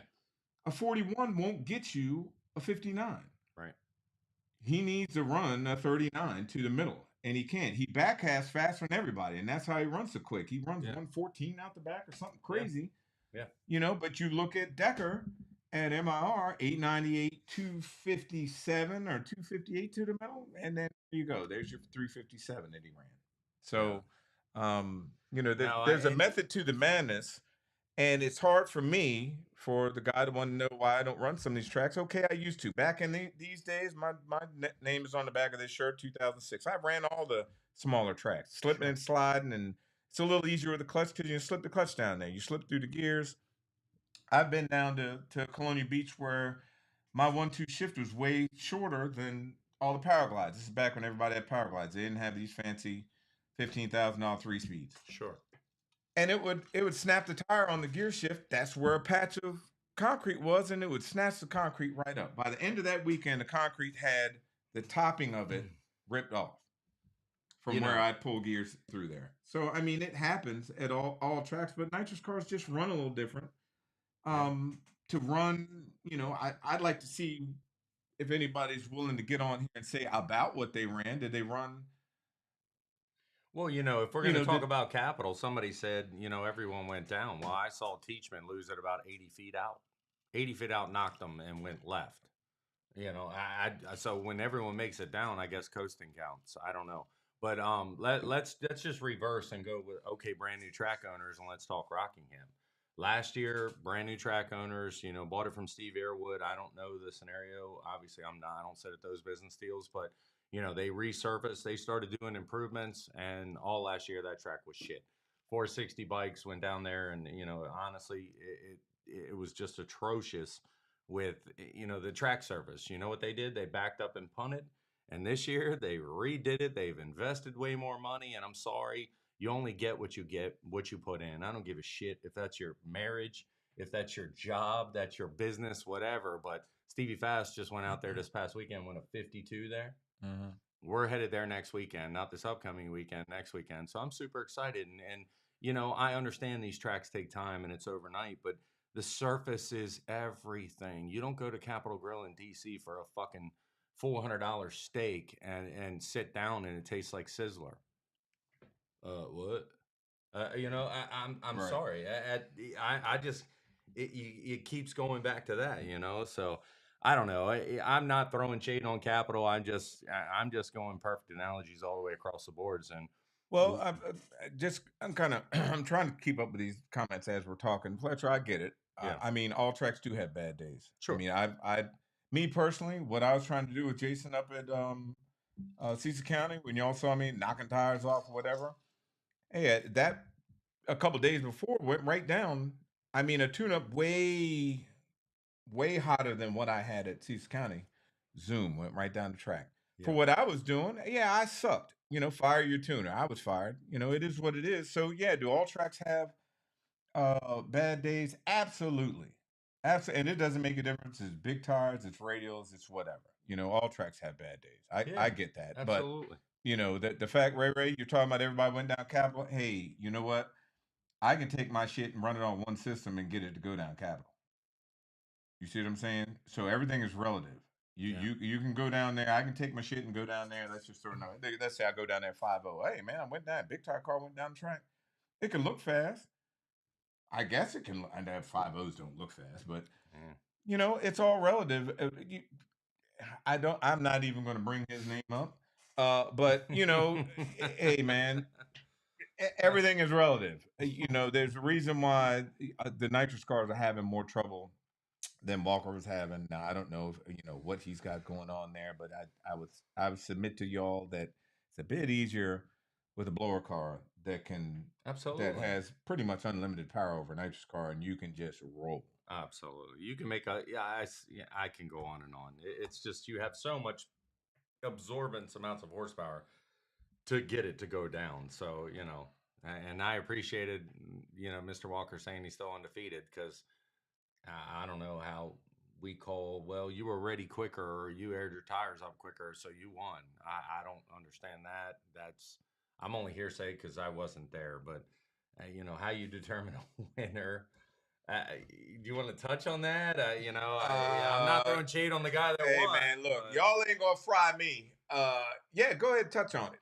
you know, okay, so it's my understanding, again, you know, very busy with my own program, not making excuses, just facts. And there's certain places and certain promoters, not promoters, but events that we don't go to. And I'll just do that. So, you know, we didn't go, so I'm a keyboard warrior, but it's my understanding that, you know, 10 minutes before the curfew, Mr. Walker, they had to replace a line or something small. They got it changed, but because the Cadillac, I think they call them Robin Hood.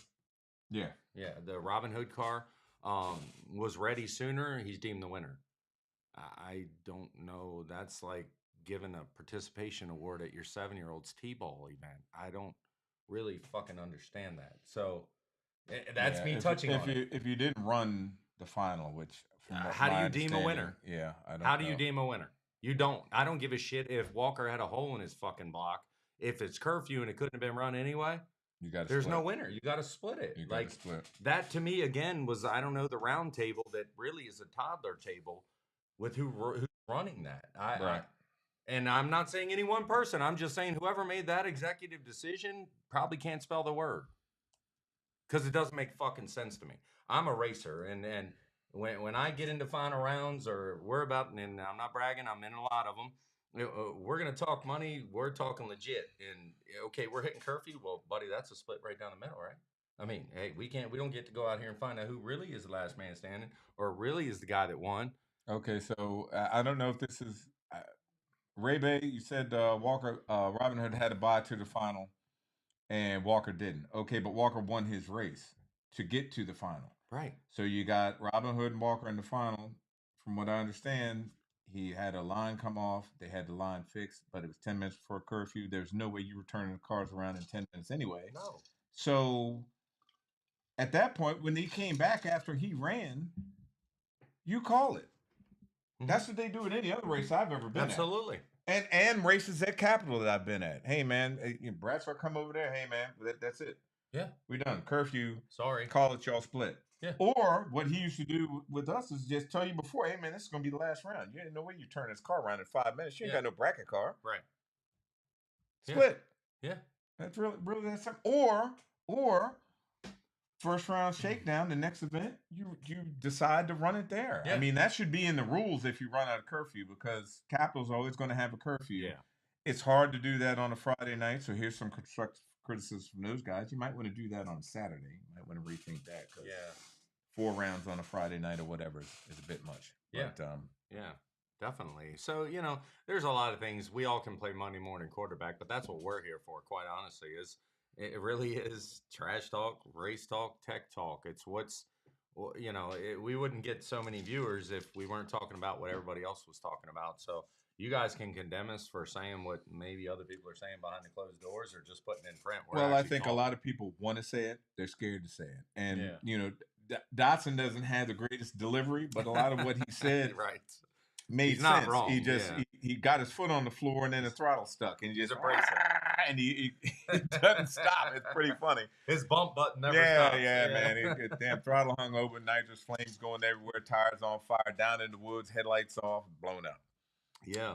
But the stuff that we're trying to address here is to make the tracks around here better, so we all have somewhere to race. Absolutely.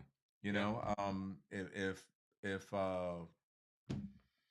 Foxworth can fix whatever, and I hope he Fletcher does. said they're going to try to get it all prepped up, and whatever they do, hey man, more power to them, man. I hope it works out. That's why I asked if anybody was on here earlier. That's why I asked Brandon what could be done to try to salvage it. Right. Trying It to mend the sounds like fence. it'll take like 150 grand Yeah. to salvage it. In 5 months. I think he said he could just bring a grinder in there With the right crew. with the yeah. right Yeah, he crew, did say just that. grind it. Not and you really that's the only way that's going to get the surface flat. But then you got the shutdown. So carry ass through there to 180. And For bounce me, through the shutdown. and I'm just going to be candid because I'm a bike guy way more than I am a car guy. Don't take that the wrong way. I love my cars, but Trav St. Patrick, it's just blackjacks now. It's not pro.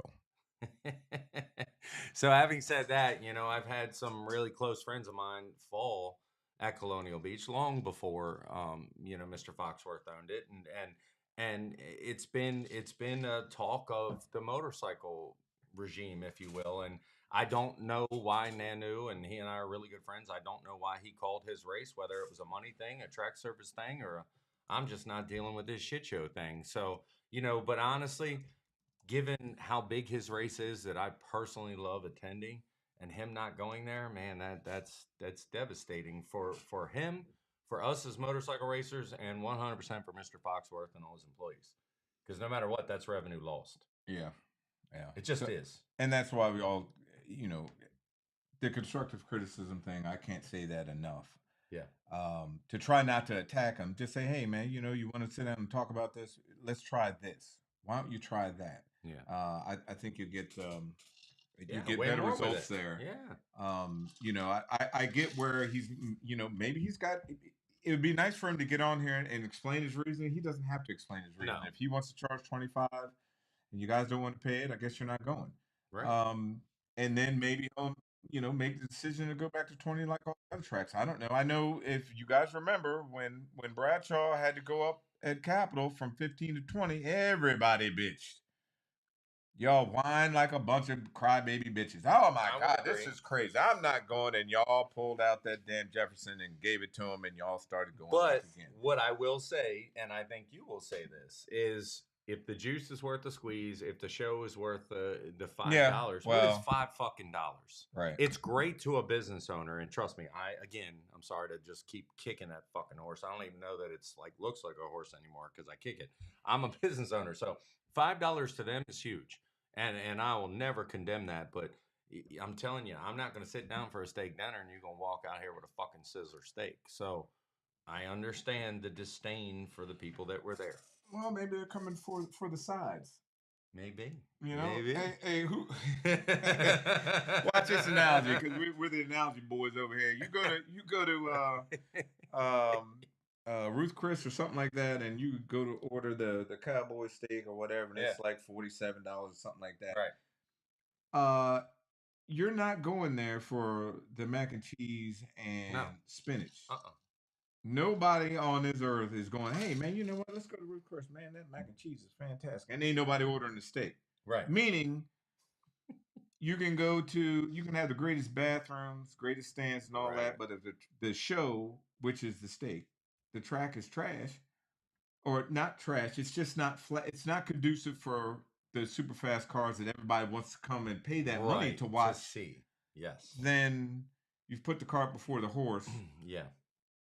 There's going to be no asses in the stands in your brand new stands because the cars won't come. And if the cars won't come, the show ain't worth a damn. Yeah. No, and that's key, man. And, and I know it's a tough box to be in for Mr. Foxworth, but I just keep circling back to all the promises, man. And, and then when you hear the other side and you talk to somebody like Brandon that, is honestly, he deserves a fucking Oscar if he's lying. that's how compassionate and really true to Right. form he seemed to be, and how serious he takes what he and his wife and his German Shepherd do for a living. Yeah, right. You know, I commend him, man, because I'm a racer through and through. But if I had to be on the fucking road 20 days in a row and didn't really have a homestead and couldn't be home, I don't know that I'd be doing it. So I commend him as he sat there with a headset talking at dragway he was at. I don't even remember what he said, but here he is steady working. So we want it to work. I know I want it to work. I love the track. It's close. I always have. Larry T. They don't come any nicer than that guy, in my personal opinion. Right. Somebody else is calling in, guys. 973. This sounds like somebody's trying to start some shit. 973 area code. What the hell is that? California? Let's see. Let's see, folks. Hello. Yes, sir. Who is this? Foxworth. Hey, Fox. What's up, happening, Fox? buddy? Thank you for All right, calling so- in. I appreciate you calling Yes, sir. in. You asked for me about 3 times. So Yeah, man. Yeah, man. You've been on. Look, we want to see your face. We want to see your shining face. Yes. You should have hit the I'm video, driving, but you're I'm you're driving, driving. so I that's got fine. you. I got Yeah, you. it won't show a video. I got your car's dark. You can't see you anyway. So, Yeah. so I don't know if you heard us. You know, we talked Th- to. I didn't hear the whole thing, and I just caught on to when y'all was talking, Yeah. finishing up with Dawson, but I didn't get a chance to hear everything. But this is going to be the last podcast that I do right here, is because I don't want people to look at me like I told something wrong. Okay. Everything I did, I said I did. Everything you see was pictured. Everything I told you about, well, I didn't cast any stones on Brandon when I spoke on your show, and Right. so I would do this for you, Mark, because you did put me on there, and I want to clarify a lot of things that were an issue. So go ahead and shoot your question. Well, I guess Oh, From can what- I say one thing first? go ahead. Can I say one thing? Well, before we start, I would love to apologize to everybody, because the way I conducted that conversation today was very, very out of character for myself. Well, thank you. And I'll be honest with you, I have 2 issues that I had. Okay. And both of them were broken. I don't like to be lied on, and I don't like to lie. I don't want people to lie on me. Okay. And I want to make that clear, that I felt like, it was over talk, and I felt that it was being dragged on and not being to the issues, but I apologize for that. I will handle that separately, and I just want everybody to know that I apologize sincerely as a track owner. Okay. Well, I guess the reason why we took this tack was so that it didn't end up like that. So it didn't end up Yeah. a bunch of arguing, because it's hard. It's hard. I think everybody's pretty heartfelt with what's going on. Everybody wants to see Colonial Beach succeed. They want to see you succeed. I want to see you succeed, and I've talked to you personally about that. And I know I've talked to Larry about the same thing, because Colonial Beach, a lot of people like that track, and much like Brandon said, and I've told you this, Fox, is that for grudge racers and grudge tracks around here, there's just not that many. The Sure. bigger tracks kind of don't want that crowd there, and that is what it is, and that's just reality. So, to have a good surface there, I know the things that you're trying to upgrade and have go on. That's that. As far as this past Saturday, was it the best day to have your grand opening? Hell no. No. I'll be honest, because the weather sucked, and so you were behind the 8 ball on a semi-green track. And we talked about that, about the soft opening. You remember? And so this is stuff that you guys don't know, but contrary to what some of these other jackasses in the DMV think, man, you don't do this and you don't do that. You guys don't know what the hell I do. Anyway, we talked about that soft opening just so that you get cars on the track, people can get the feel for it, and then have it the following week. You didn't want to fall on top of, nobody wants to step on toes. Fred had his event, blah, blah, blah. So here we are. You had it. It rained in the morning. It's hard for any track to recover from rain in the morning. That's VMP, that's MIR, that's all that. If you're at a PDRA event, Yeah, they're going to recover because they got 2 rotators, 3 draggers, a bunch of equipment there to make the track right. For a Correct. little track like you have, yeah, that's really hard. If you had a big tire event, you probably could have halfway pulled it off. But for Right. radio cars to go up and down there, yeah. I mean, Fox, I'll be honest, I probably would have said, why don't you cancel the event and leave the track open for the guys, and if they want to test, they test for whatever tech cards they already have. Because Well, can now I address that part right there? hold on. Can So I we address? have, Okay. here's one thing, and I know I told you this, and I'll Right. tell you, Bamas, this that are listening. Yes, sir. The internet is undefeated. You There you go. fuckers out there will just keep some shit going for no other reason than you want to do it. I just want to say something. Yeah. Hmm. And like I said, I mean, it's your grand opening. It's your first day having an event where things going to be run super smooth, like maybe Royce or somebody. No, that's really hard to do. Now, if you could have pulled it off, yeah. I mean, but the problem is that you can't. There's no second chance at a first impression, and so now you've got to battle that first impression that everybody has that this is some bullshit, da da da da da, and the internet's going crazy. So, with all that said, Yes. Go ahead, my as man. far as what you have going on there, what you have going on forward, because guys kind of want to know why people are not or they're backing out of scheduled events and this that and other thing, and what's going to happen with the service. Now I know Fletcher got on here and said I guess you guys had figured out what was going on with the glue, what's going on with the rosin. Correct. You're going to get Correct. the surface as far as the glue goes and the prep correct. Yes, Um, sir. and I guess you can take it from there and Okay. tell the people Well, what you have to say. I've talked too let much. okay. No, you good. You good. Let's start off with Saturday. Friday, and Saturday. The problem with Friday was um, the rising. The rising Okay. wasn't what we ordered rising, and it wasn't what we normally will order. Okay. And when we got it, we put it in mixture and everything, and we same label, same everything, but it just wasn't the same. And Fletcher said that Fox, it don't smell right. He said it don't seem like the same product. Now take it that I wasn't really there because I had to go show face at Capitol because I wanted to play sportsman as far as supporting them as well as my own track. Sure. So when they called me and told me, they said, Fox, we having a hard time getting down the track. So I told them, I said, I called Summer Duck and I got 20 gallons from Summer Duck. And they put that down and cars started getting down the track. Okay. Now, that was around 7 o'clock. They called me, and then we put it down at Summer Duck. Now, Saturday comes around, rain in the forecast.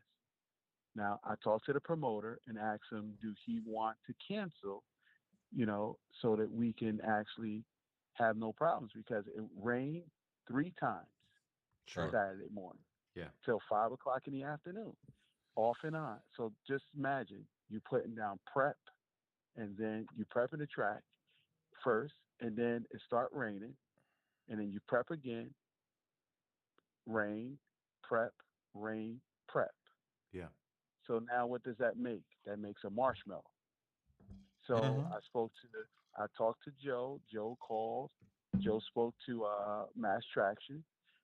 Mass Traction told him. Now, just to show you, I don't have any animosity with anybody. Sure. I didn't knock any business owners. I didn't because I have a business. I have several businesses. I wouldn't knock anybody. Sure. So what I did was I spoke to Joe. Joe called Mass Traction. Mass Traction told him that the about the compound on Friday, about the rising on Friday. Then he spoke to, then we spoke to Total Venue, and I spoke to Total Venue about the marshmallow effect, and it threw Kenny Ferguson car over 2 feet when he left. Mm. So we know the marshmallow effect is going to happen when you have too much glue down. Right. Now Sure. they said I didn't take suggestions. Let me just correct that. Every suggestion that they had, I had a roundtable meeting with my prep guys and Fred to find out a solution to the problem because I wanted to cancel the event because of the marshmallow effect. I didn't want nobody to get hurt. I have a son Sure. who drag race, so I wouldn't want my son out there, and I wouldn't risk my car out there if I know that it wasn't working. But the promoter didn't want to cancel because I told him we could cancel today, and then we can move it to Saturday to Sunday. Sunday. Well, I will give you that. I will. But see, that's the thing when you don't know, everybody run with that. And to Sure. address Mr. Dodson, when he was talking, I explained to him that we had the same product.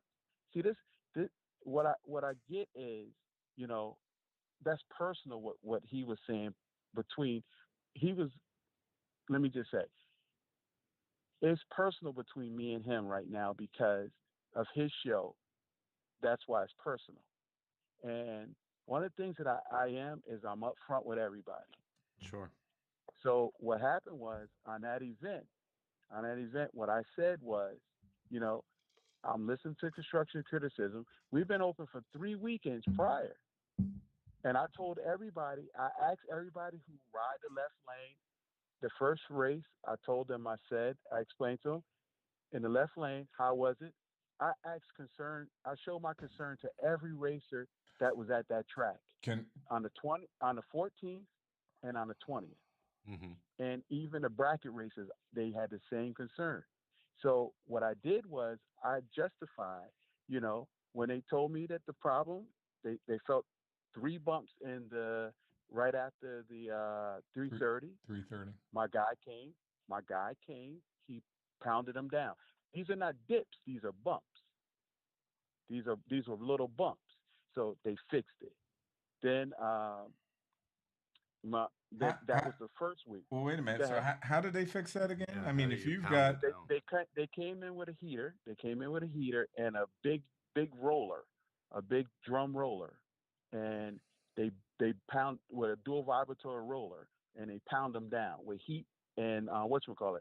So now we went down. I did the same effect that you said. Push your car through there, and then see if well, it's there. so let me ask It you was this. done. I thought at the I'm 330 that's still concrete. So how did you pound down concrete? No, after the 330. After the 330. Excuse me. After the 330. Okay. So Where the I actual will say this. transition is. uh, Okay. I will say this, that I try to do my own due diligence and ask people that I know have shock sensors to Mm-hmm. see what they see. Correct. Because again, the test I told you to take, I don't know if you did it or not, but the shock sensors surely showed the same bump at the 330 and multiple Mm-hmm. bumps in the shutdown that make it for faster cars, as I told you before. Uh, and that was the same thing in the left lane last year and the year before, that the Mm-hmm. faster cars are going to have a handful of steering wheel. And if a big, well, even small tire cars, it's going to be worse because a small tire car will turn around. A big tire car is Mm-hmm. probably a little bit easier to handle. But a small tire Okay. car, it gets out there and starts to spin that tire, man. I mean, it's a radial. It's hard. The sidewalls are hard. So But all that to say that I want to don't. correct that. I just want to correct one thing. Go ahead. We have not had any small tire cars going down that track since Saturday, Okay. Friday night and Saturday. So I couldn't tell with a my son car. We had trouble with that, so we didn't make it down the track. Okay. So that's the only small tire car that I had to test with.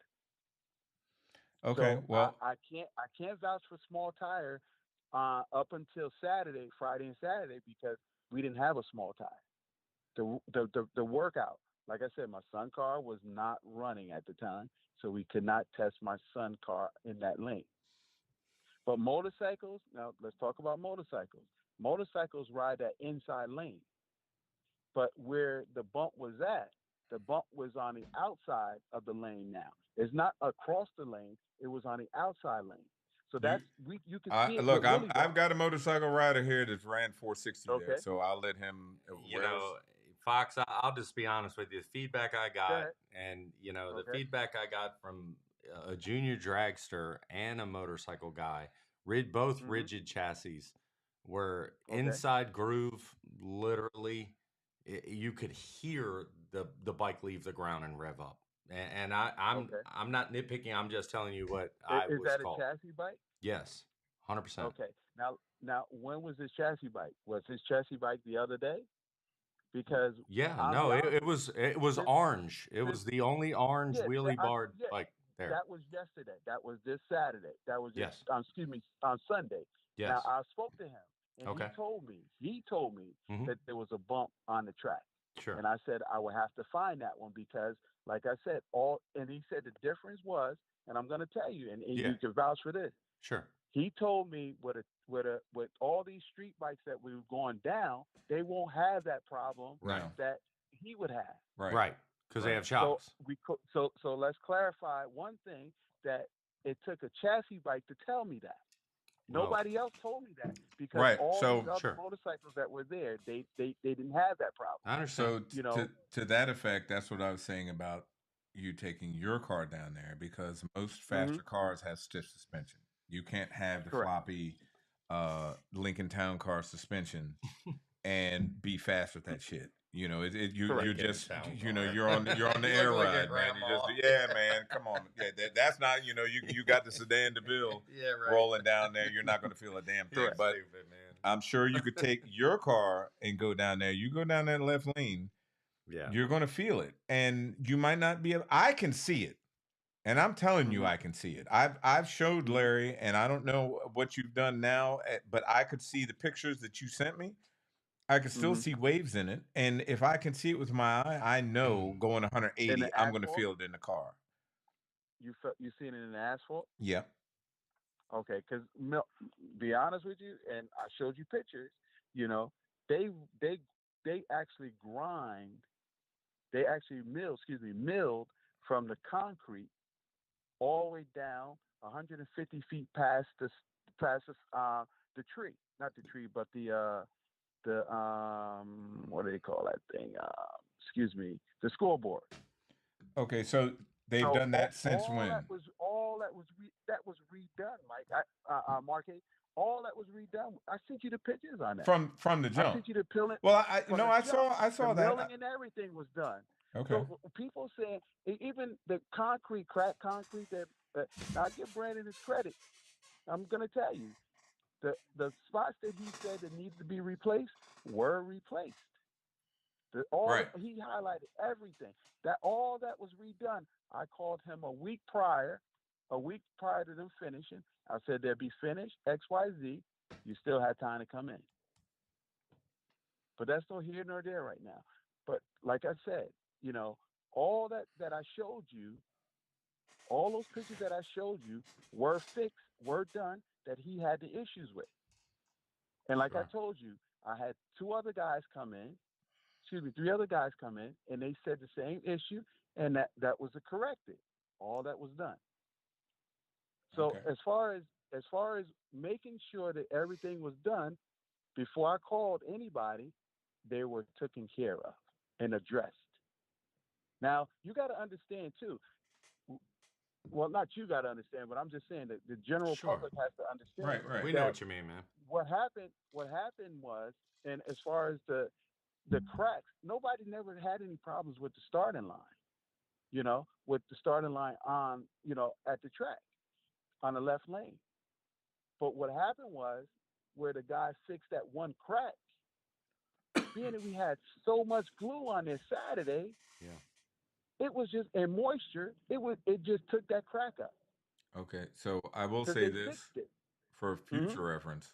Whenever it rains, you pretty much have no option other than to scrape and relay down foundation. Correct. Because if That's you very go true. to any track, once water gets on Hmm. that glue and then it gets under the glue and that surface is so porous anyway, you're screwed. You got it, and that's your cushion mushroom, whatever you called it, effect that you had going on. And so when it rains and stops, and you don't scrape and reprep unless it just drizzles, if it rains and saturates the ground, you pretty much got to scrape it.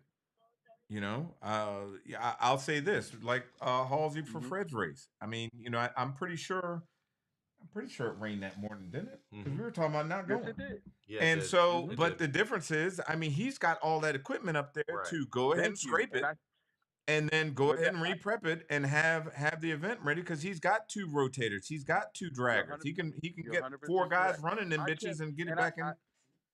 Go ahead. when they started talking to me about Cecil County, I said I can't compare to Cecil County Right. No, because Cecil County has all this updated equipment. well, I the don't thing have a is, you rotator. can't I compare can't compete to. to that. I don't know what Summer Duck has now, but you're a small track, you're a small venue, and you can't compare any of that to any of the bigger tracks. And I get all that. So I will suggest, because this is constructive criticism night, this is like the 10th time I've said it, that you have to really have the hard talk with whoever the promoter is and say, hey man, the track's not going to be right. I can't, in good conscience, let you guys continue to go down this track because it's damn near unsafe because nobody can get off the start line. Somebody's going to turn sideways, hit the wall, and then what you have? Right. I tore my shit up down there at Foxworth Track at Custom Tees, and man, he's some crap. Right. You're not gonna So win. sometimes you just got to pull the plug and let it ride. Yeah. I mean, Because that's even I'm 100, and I take full responsibility of that decision because, like I said, I offered it. I told them, I don't think it's gonna work out. I even got pissed off one moment when I start seeing the cars leaving and breaking loose. I Yeah. saw that, and I went to my guys and I said, let's stop. I actually stopped the racing and walked up to my guys and asked them, how can we correct this? If we can't correct this, we have to change it. Yeah. You know what I mean? And I'm not Sure. kicking my guys under the bus. We're not kicking anybody under the bus. No, We understand. talked and trying to figure it out because he wanted to see his show, Sure. But like I said, I should have made an executive decision. I'm going to take full responsibility. And it wasn't like I wasn't listening to anybody because nobody really wanted to see the show canceled. But at Sure. the main topic of it, and I have to honestly say that I take full responsibility that I should have canceled it. I should okay. have canceled it. Well, so But like I said, I did not because of the mere fact that when we went to the table, we were all trying to figure it out. Sure. well,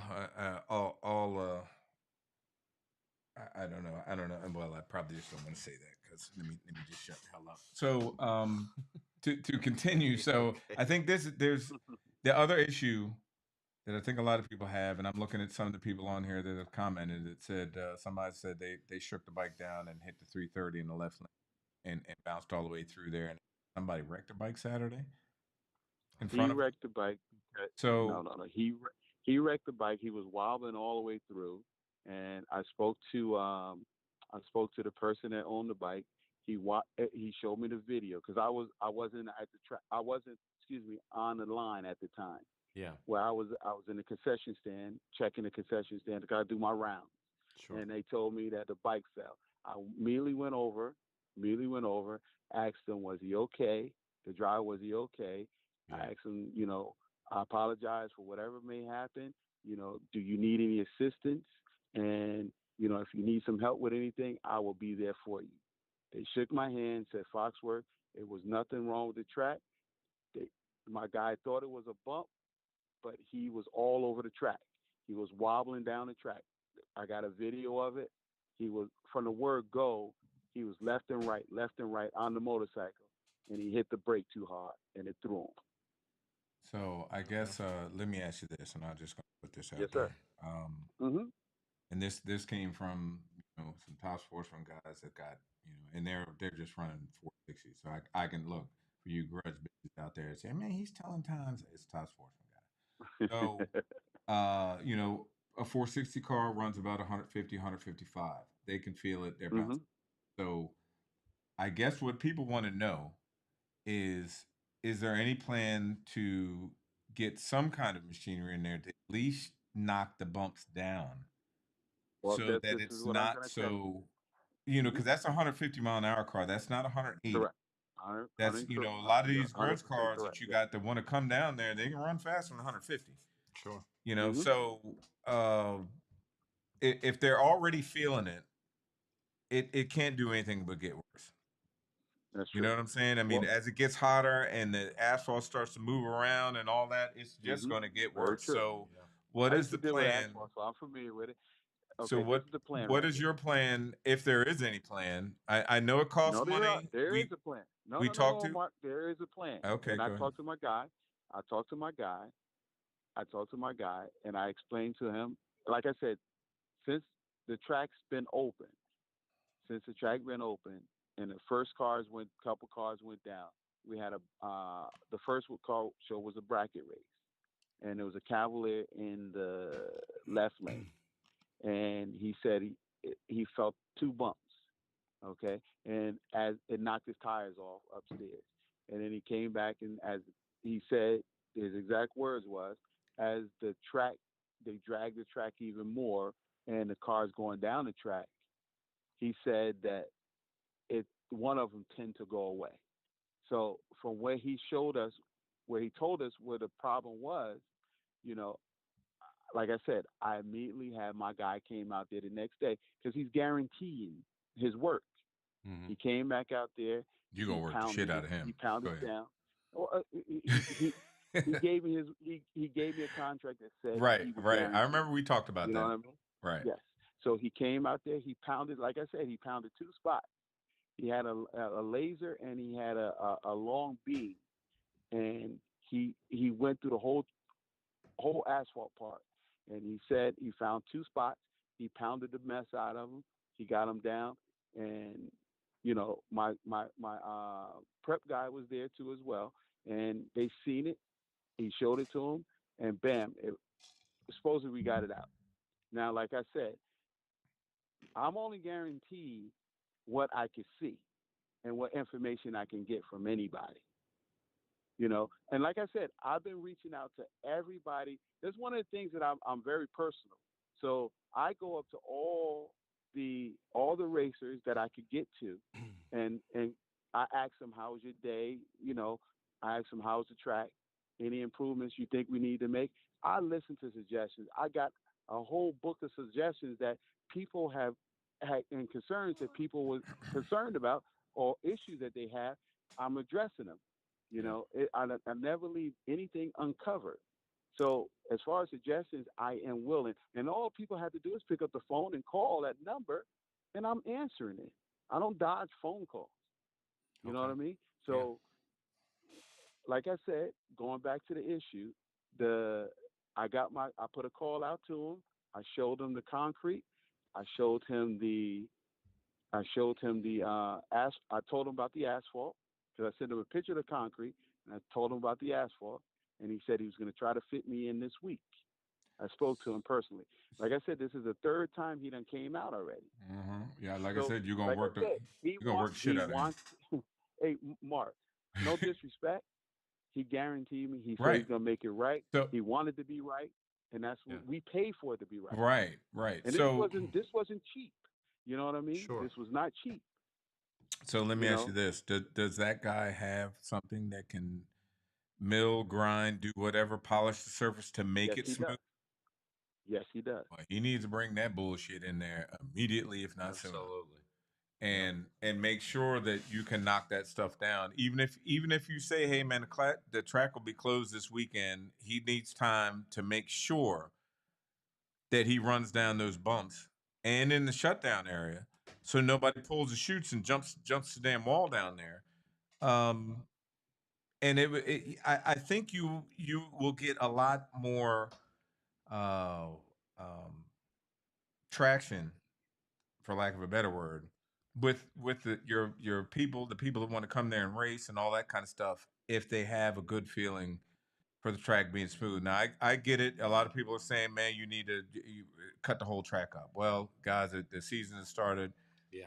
I think That's that's not gonna out of the picture now, because look, Brandon said he and just so you know, Fox, and I don't know if you can go back and look at it on YouTube so you can see what he had to say. He said he's willing to try to go back and work with you. I guess you guys draw up a formal contract for whatever needs to be done. But he said, given what he saw before, that worst case, all you could do was get a grinder in there and a polisher and polish the whole track. And he said that cost you about excuse me, 150 grand to knock it all Mm-hmm. down. So it's as flat as it can be with the stuff you have, as opposed to having to dig it all up, which is the actual only real way to fix it. Does that make sense? So I don't know if this guy has that same kind of machinery or something similar that can at least knock the high spots out, so you're not jumping off the track. What you're seeing with that top sportsman car, here's what ended up happening, because I've raced enough cars to know. You went down there when the track was a little greener. He jumped that bump, and the tire spun, and that's kind of spooky. Well, you kept prepping the Mm-hmm. track. Well, he's still jumping the bump, but it's grabbing the track and it's not throwing him Correct. around. That's what you have going on. So it's not that the bumps all of a sudden disappeared. It's just that the Yeah. surface was, and this is what what do you say, a half inch Yeah. of rubber or whatever Half over inch. these years that I tried to explain to Anthony. You know, you've got all that rubber down there. When you spray it, yeah, it's moving around, but at least it's some kind of grip that's Mm-hmm. masking all the bumps. Now you've got all the rubber off of it, so now you've got straight hard concrete that you're jumping over. Mm-hmm.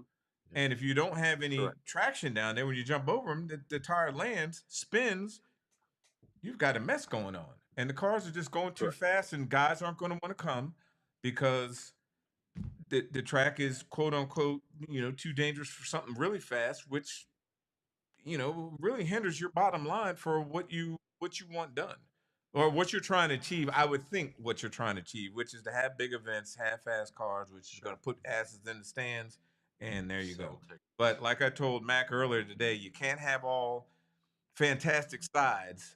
I saw somebody say lobster mac and cheese and all that bullshit if the steak sucks.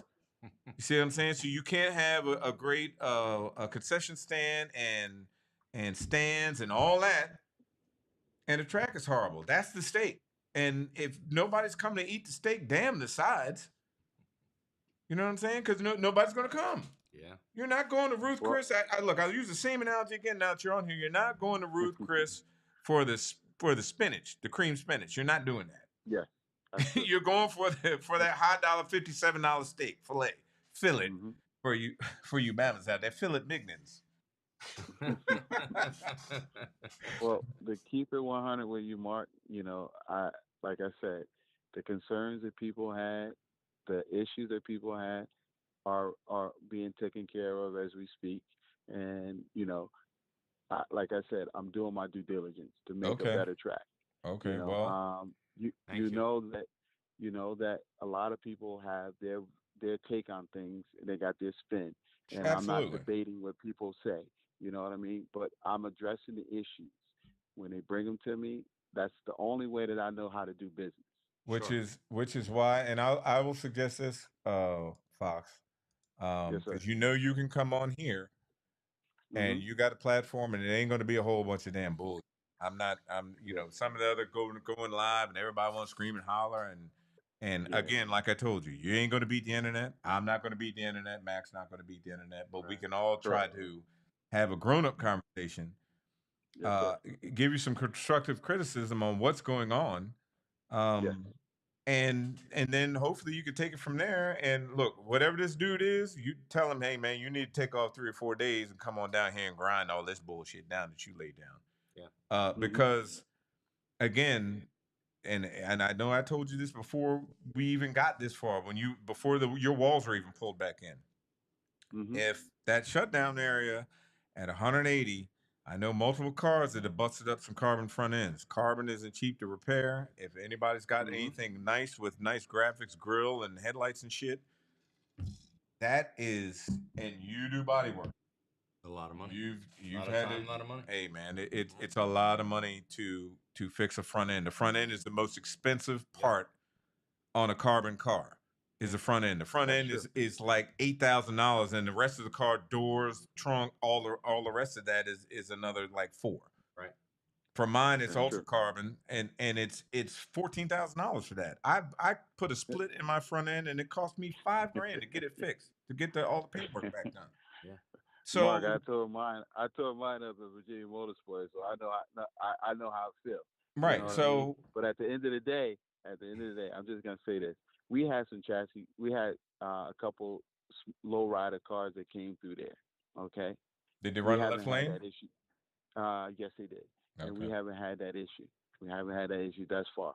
Okay. Even at Cavalier, he was in the left lane. He low on the ground. He didn't have an issue. Like I said, I understand the issues, the bumps, and all that stuff. All that is a concern. All that is going to get fixed.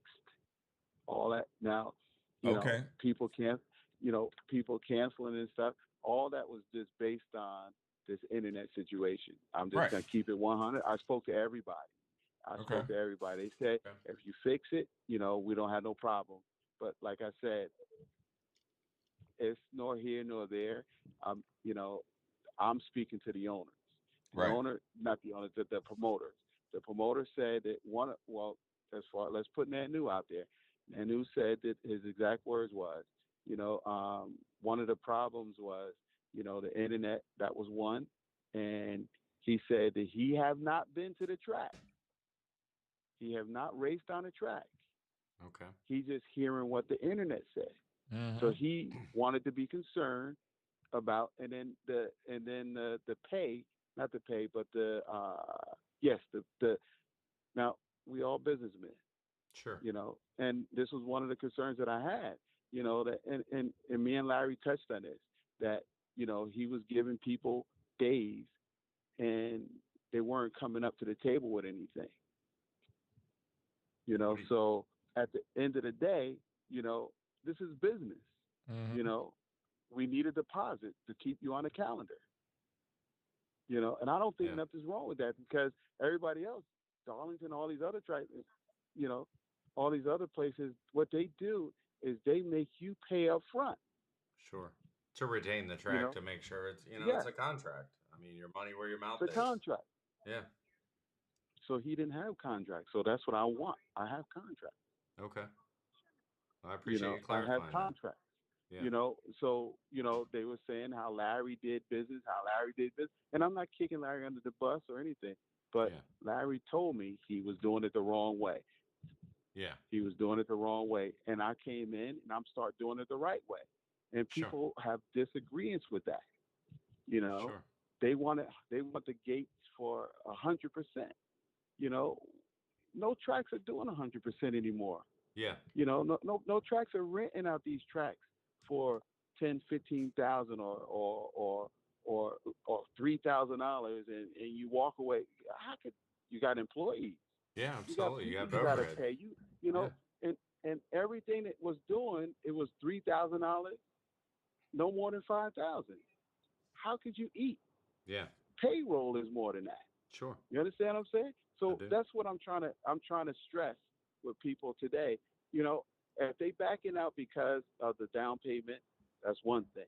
But if they backing out because of the internet, that's another. Because we're so busy knocking our businesses, instead of picking up the phone talking to me, what do? You go on the internet and slander me. You badger me. Sure. But like I said, if you look at some of these posts, they will tell you. It will say in the posts that the owner did come up and greet us. He asked us his concerns, and that was important. That was important. Yeah. And like I said, I don't play with my business because this is my livelihood. This is my finances right here. Yeah. At the end of the day, I got to put this money back. Right. So I don't want to jeopardize anything because of things that can be cleared up or worked out. And especially playing with people's lives. I don't do that. Sure. I want to say, Mark Hayes, you spoke to me about these cars that I have. And I told you, I think safety first. That's why I got all that safety stuff in my son car. I think safety. That's I'm putting tech back in the track. Because that's important. Seat belts. Somebody came to the starting line the other day with no jacket on. Right. Who's Yeah, gonna that's take not good. responsibility for that if he get in trouble? Well, do you have I mean, do you run guys through tech or not? Excuse me, tech or no? No, not yet. I'm working on trying to get somebody in there that can handle tech. Because you have to have a certified person. Okay. So Sure. I'm working on that as we speak. Okay. That's a big You know, deal. a lot of this stuff right here is not an overnight thing. And I'm only been here for a month. Right. Yeah. You Well, know, and so I think that's where I think to do your due diligence and hopefully basically you have to do a do over. And you need to take a mulligan as they say in golf and maybe have whatever this guy is that did the asphalt, because we talked about the asphalt in the shutdown. I said, man, if you sure. cut that up and put it back down, it's gonna be wavy again. And here we are. So if the guy can take and knock the high spots down, shit, even if he does it where it's like on 95 and grind the high spots down, just so you go around 495 by Route 5, man, you jump all over the road around there. And But they have to come through there to and be knock the honest high with you, spots down. But Mark, to be honest with you, it's not where we did the new stuff. It's after that. well, That's regardless, where the people are wherever it talking at. is, So I want to cut it up. okay. I But I want to cut mean, it up. And, at this point, I mean, I don't know if you want to cut it out now. That's up to you and whatever your plan is. But all I'm saying is that if the bumps aren't out of there, hmm then the internets is gonna be back on your ass again. That's all I can hmm say. I mean, because that's just the nature of today's society. Everybody can get on. I'm going live. Foxworth ain't shit, and that's whether you are or not. They could go out there and knock the tires off at a race, and the track is decent. And say, oh man, it was a track. The track is trash. Yeah, Hey right. man, you just took the L. Take the L and get your ass on. It is what it is. But if the track is actually bumpy and some bullshit, well then some of it is really constructive criticism, and this is what you need to talk to your concrete guy, asphalt guy, whatever, to try to get it as smooth as you possibly can. If it swells in the track, that's a little easier for a car to deal with. But if it's actual jumps and dips where you're bottoming the car out and the car gets upset, yeah, that's and surely if you're going to have bikes down there, chassis bikes, they're going to jump off. Correct. hmm Yeah. No, So like I said, I'm working on all of that as okay, we speak, and I'm just trying to find solutions on how to make it work. You know, Good and deal. how to get it to be better. Excuse me, how to get it to be better. And one well, of the things I'm gonna say is that like I said, I take constructive criticism. I don't like it too much, but Sure. it is what it is. It's well, reality. right, And that's the only way we can get better. That's the only way we can get better. And that, like I said, my guys are feeling like they're being beat up. I told them I'm taking full responsibility what happened Friday and Saturday, and then I showed people even on Sunday, 80 degrees. My car went down. I did a 60-footer, couple. My tuner told me to do a couple 60-footers and a 330. We did all of that. The starting line worked. It was just a bad day for okay. Let me put some us. A bullshit. bad day. Let me put some bullshit in the game. Add a little levity. You did a 60-footer. Did you 60-foot under 10 something? Yes, sir. Hell no. Get the fuck out of here. I don't believe it. Want to bet on that, Mark? Man, you got the boxes kicked in. I got to see. I got to see. You can show me. You ain't got to show nobody else. I'm calling bullshit. Ain't no way. I saw you go live, Fox. That thing did 990 nothing. Oh no. Hold on. On the first two, no, it didn't, because we had a tuning problem. My tuner was working on a tune-up, but the one that you didn't see, that's the one you should have seen. I didn't post that one because we didn't get to the. Yeah, you ain't posted because that didn't go 990 nothing either, Fox. Come on, you're talking to the peoples now. Mark. Let me say this. You know I'm pulling on your leg there, Fox. I send it to you. Wow. Look, man, we need a little levity in here. Yeah. It's been serious all day, Yes, man. sir. Guys need to know, look, man, you got a personality and you're a human just like everybody else. And all these jackasses on here just running you through the ringer on your first damn day, I think it's some bullshit. Now, are there we've all aired out some suggestions. Guys out there, is he gonna rip the whole track up? No. He ain't ripping the whole track up. At least not now. You've heard we had Brandon on here. Brandon said, "Hey man, that's you're 5-6 months out before you can even get contractors in there to do it." So is that going to work? true. No. So Fox, when I asked him, he said, "Well, I gave you what he suggested about grinding the track and polishing it. If your guy can do what he did to circumvent that and do it for a better price or whatever, and get it halfway smooth down there, then I think you got something to work with for at least this year, and then maybe, just maybe, the third year of the promise of redoing the track, you can make a little bit of money. Guys will be happy with everything that's going on, or as happy as they can be, and then in 2025, you'll have enough support that it makes sense to go ahead and pull it all up. Yeah. Concrete 330, concrete 660, whatever you decide to do, and redo it where you know it's flat and it's guaranteed. Brandon said he didn't have any animosity. He just needs a formal contract, Yeah. which is just straight business. That's just what needs to happen. And then once the dates are set, you're ready to go. Now, if you decide not to use him and you want to use somebody else, I mean, he said that, that is going to be what it's going to be. But, contractually, that's what guys need. I mean, I asked him, did he know the guys that redid VMP, the guys that redid Halsey's track? I know Halsey does concrete. I don't know if his company did it. But Halsey does his own track, yeah. okay, well, I mean, maybe you can come down there and do yours. Man, shit, I don't know. Yeah. But I know he did it just like Brandon said. I know the pictures he sent out there. He had a line of concrete trucks. Poured one lane, came back the next day, poured the other lane, boom, done. That's a good thing when you own your own concrete company. Well, I mean, but still, you he still had to put a bunch of money in it. Franklin's don't own no concrete company; they're an electric company. Yeah. Yeah. No, I'm not making any excuse. I'm just adding humor to it. But Sure. the thing I got have to you. honestly say is that the only thing that I honestly have to say is that there was no problem redoing the track, but we were pressed for time. Sure. Pressed for time. And like I say, I'm not kicking anybody under the bus, but the issues will be taken care of. Okay. Well, we appreciate it. Well, folks, y'all have heard both sides of the story. You've heard what Brandon was planning on doing. Evidently, Went through time was an went issue through there. a sale. There's a lot of variables.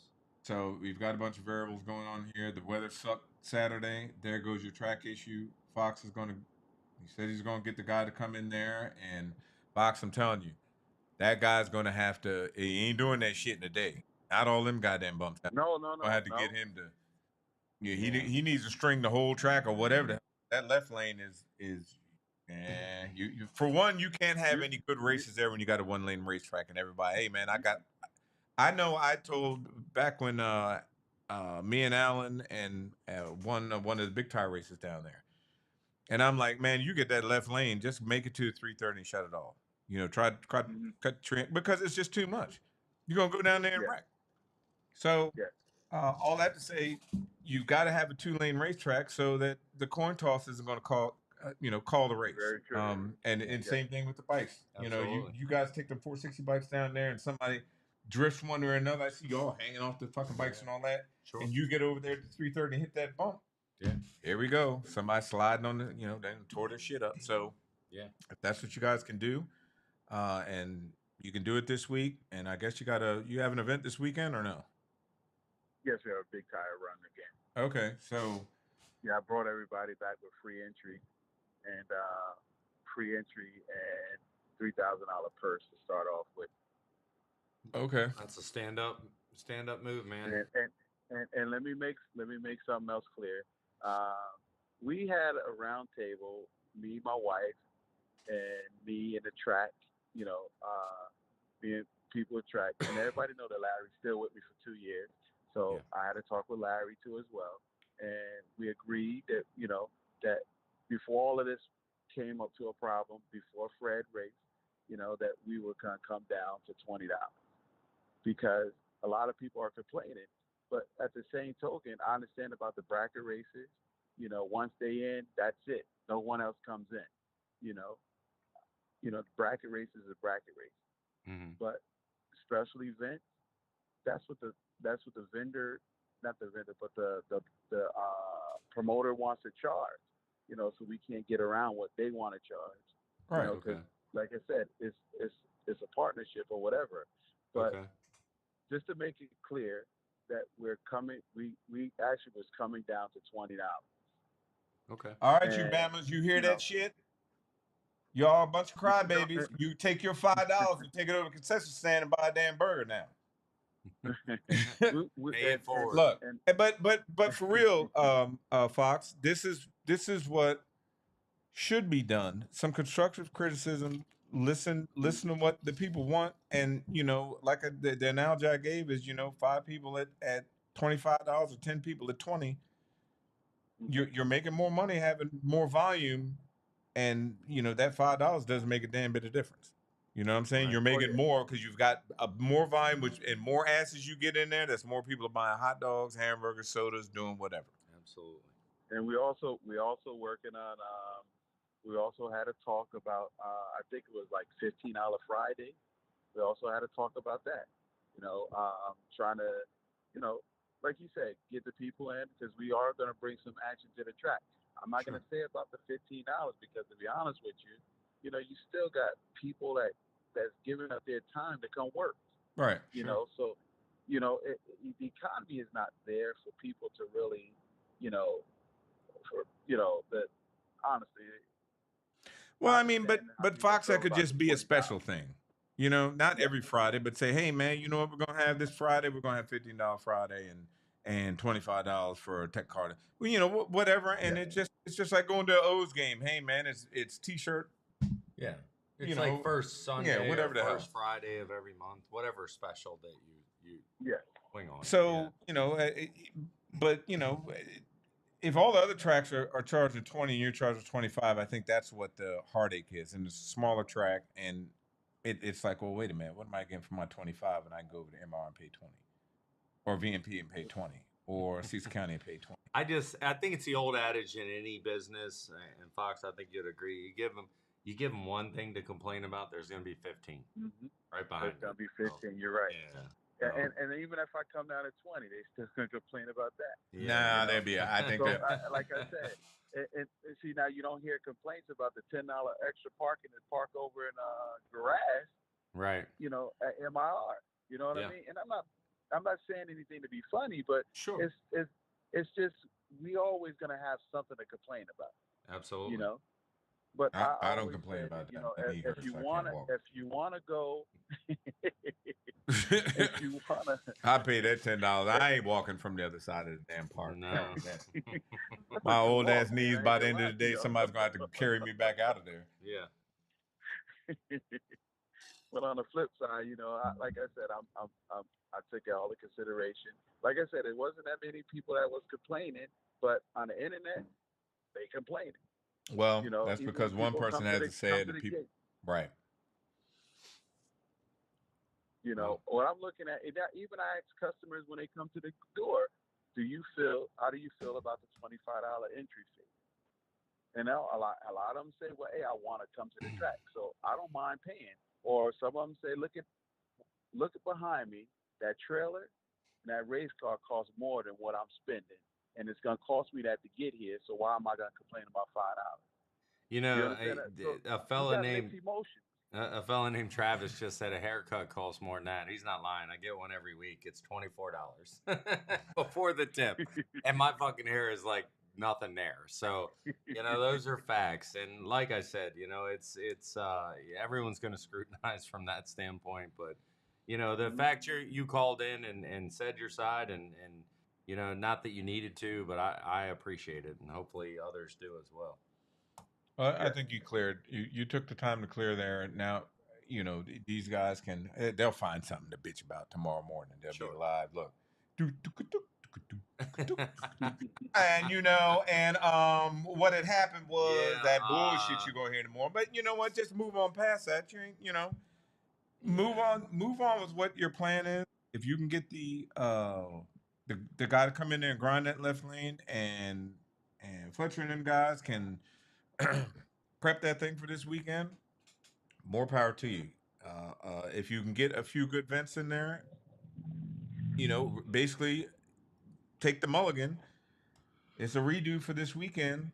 It looks like the weather's going to be different, and hopefully you got great results. Absolutely. Yeah, that's why I moved it from. That's why I moved it from Saturday to Friday because Okay. Still with us? You there? yes, sir. Hello, Oh, hello. okay. You said moved it Yeah, from that's why I Saturday moved to it from Friday? Saturday to Friday. Yes, because of the weather. Okay. One thing people keep saying, and Fletcher, he had disputed that. So do you have an EMS and an ambulance down in any of No, no, that? no. We don't. No, no, no, no. We have the EMTs there. We have two EMTs there, but we have the ambulance. By regulations, it says that the ambulance have to be so many, a quarter of a mile or a mile or less from the track. You don't need them on the premise. Okay. So you actually have a fire department or something that Right, close? right around the corner. There you go. Okay, Okay. so let me. Piedmont Right does the around the same corner. thing. Piedmont does the same thing. So let- just so folks know that they, that's Now, literally we have certified people. We Yeah. have certified people on, on the actual track. Okay, so where? So So if that people somebody know get hurt, where do they sit? they sit either on the starting line or on the finish line. yeah. So they don't need the flashing lights or the box. If they're on a four wheeler, it No. doesn't change their capability. And actually, I'm gonna put that on a golf cart, the flashing light Okay. on the golf cart. Yeah. Well, it might behoove you. You've got a T-shirt company. Is to just give them a T-shirt that says EMT. Oh, they have reflective shirts on. There you Okay. go. Reflective shirts on. There you go. Does it say EMT? Because they might think it's a truck driver. Yes, or it something.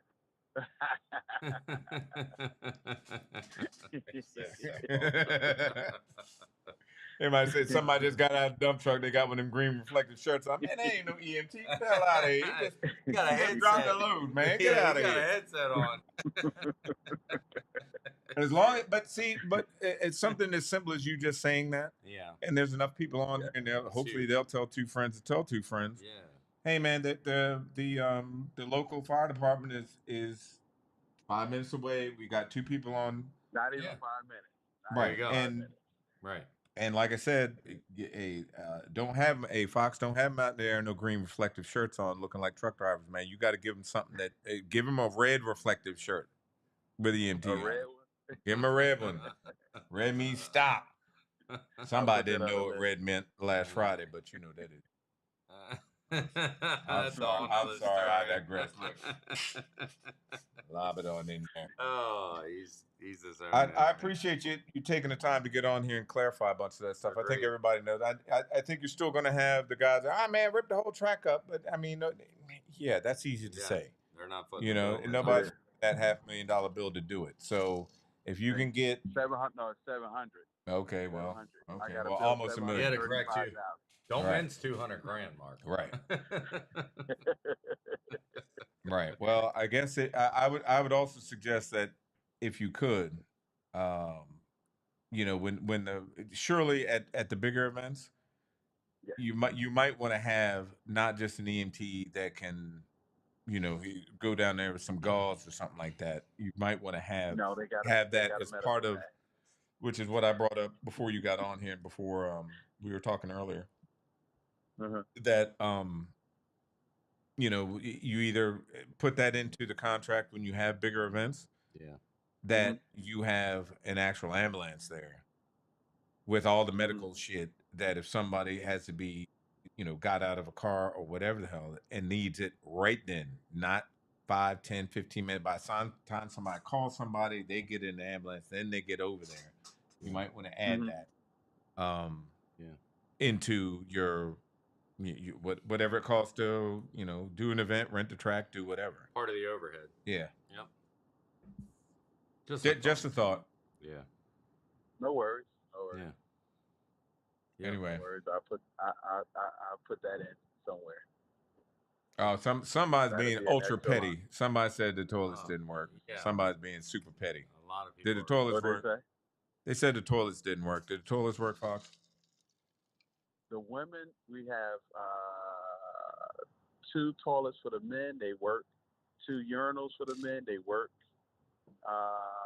We have 3 We have 1 room with 3 toilets for the women, and The one with the singles, we don't have them open. We don't Okay. have them open. Okay. Okay. Do you have porta potties down there? Yes, we do. We have a bunch of porta potties too as well, Yeah. scattered around the track. Okay. They clean. Yes, sir. Yeah, okay. Look, but if I come down there and I open the door and it's up Mark, all the way are up to you the coming? seat, Mark, I'm gonna be hot. Mark, I'm coming Mark, to get you. If Mark, I get in there and it's Mark, shitty up to the seat, I'm Mark, coming are to you get you. coming? Mark, are you coming? Am I coming with what? Are you coming with something, or are you just coming? I've got a car I'm working on. I'm coming Hey, with. Matt, Mm, you heard what I asked him, right? Are I you Yeah, did coming hear with no. you. something? I did hear you. Are you coming, or are you just coming? No, I'm just coming. I'm gonna be 100 with you. I'm just coming because I know that ain't nobody on this show and nobody sitting here gonna foot this bill. If I go blast down that left lane and my front end get bust up, you gonna pay for a new Mark? front end? Yes, I would. Ah, man, I've heard it all before. We Yes, write a I would. contract. No. Put it together, and I sign it. Put it together, and I sign it. Create and work for me because I'll have to fix it. Right. Put, There's the body man right you here. You got a body. He's the guy, one that did the so initial whatever- body work from 5-Star when I first built Right. the car. Yeah. Like I said, you put the contract together, I sign it. I guarantee that. Oh, that's pretty awesome of you, Fox. If I go out there and can't go but a 1060 foot, man, I'm rolling. I'm driving. Look, I'm driving it right back in the trailer. Driving it in the trailer. There you I'm go. out. I will want you to. I pull off with Because you some ain't gonna cross a 102 grade. shit like some of these other bammers out here, man. I'm hot as a firecracker. Man, look at this bullshit here. Fox, this Well, is some trash. Mark, I Hey, can Matt, honestly. you like- Hold on. I just want to tell everybody I'm a ginger, and this is a sunburn. It's not from the red lights on the race pack dash. I just want to let everybody know that. I just, it's got nothing to do with that. Sorry. Any chance I get, Fox, I got to slide one in there. But no, in all honesty, we've been on for shit. I don't know, 2 and almost 3 hours, man. man. We've been on a while, but I sincerely appreciate you calling in and basically just talking to us and laying it out, man. well, people needed to hear it, Fox. People needed to hear it in a forum that's not a bunch of myself sparring included and too. bitching and whining and all that. Let Yeah. you go and explain yourself so that people can hear you explain yourself rather than all that, man, and you didn't, and you suck, and man, nah, we ain't doing all that here. Yeah. Go and explain what you're gonna do. Let's see if we get it done and have a great try to have as great a year as we can this year, and hopefully next year It's even better. we'll be in a position to redo the whole track. Yes, Yeah. sir. One can only hope. Well, thank you, Can only Mr. hope to. Foxworth. Yes, sir. Okay, well, I appreciate you calling in, clarifying things. Hopefully, Yes, sir. the bitches won't be bitching tomorrow morning. They probably will be, but that's going to be what it's going to be, man. You're. I think you're a better man, and we are all better folks for listening to both you guys, so that Yeah. everybody can understand exactly what's going on. Yeah. You can't satisfy everybody. You're never going to be able to do that, and the internet is undefeated. So, Yep. But for the people that are reasonable, I think they understand what's going on, and we'll just move forward from this. Yep. I appreciate you. Appreciate you too, Mr. Matt. All Okay. right, brother. You have a good rest of your All right. evening, man. Thank you for taking the time. Y'all do the same. Thanks again. All right, Okay. brother. All right. Good night. Have a All good right, bye. evening. All right. Good night. Well, I think that kind of summed up, All right, you bunch of Bamas. Now, you done heard both sides of it. I want to hear no shit. Hey, I mean, it really shed a lot of light for myself. Hey, here, he both didn't. of them. Look, he could talk reasonably, just like talk reasonably, and Stand up men, both of them. understand the point of view from each one. And they both sound like they're willing to maybe work together in the future to try to get this worked out. I mean, Brandon it's more than apparent he knows what he's doing. Yeah. Fox is brand new at it. As he said himself, Yeah. Saturday he probably should have pulled the plug. Hopefully he'll, go ahead and stand up straight and say, "Nah, man, what we're not going to do is y'all going It's a to have shitty my lesson to reputation learn. Yeah. jacked up. Yeah. I'm not going to do it." Yep. And we'll all move forward from this, and I agree. hopefully whoever this is that did the track, the concrete and the asphalt has a grinder because you're gonna wear that bitch out. Yeah. In the next couple of days to get that left lane straight so we're not bumping down. Yeah. And then after that, it's going to be a matter of Fletcher, you guys getting out there and spraying and running a bunch of diesel out of them damn tractors to get the rubber back down there Yeah. after they grind it down so that nobody's out there spinning sideways 330 and out.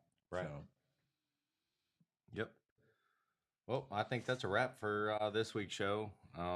It's it's definitely a spicy one, man. You know, and we don't script figure things out. It literally is a week to week, whatever. hey man, we building this plane while we flying it. I'm out there doing the engine. You got the flaps over there. Hey man, pull the cord, man. It's the nose is dropping. Yeah. It is what it is, but you guys can at least see, without a whole bunch of, well, I'm probably the one doing all the leaders and cussing and carrying on, but it's more for effect than being pissed off. But have a reasonable conversation is, man, ask reasonable questions. You guys bring up some of y'all's concerns and questions. It's kind of hard while I'm listening and reading to pay attention, but pay attention to all the comments in there. But I think most of the questions got answered. Y'all got the answer about the bathrooms. Got the answer about grinding his track. Yep.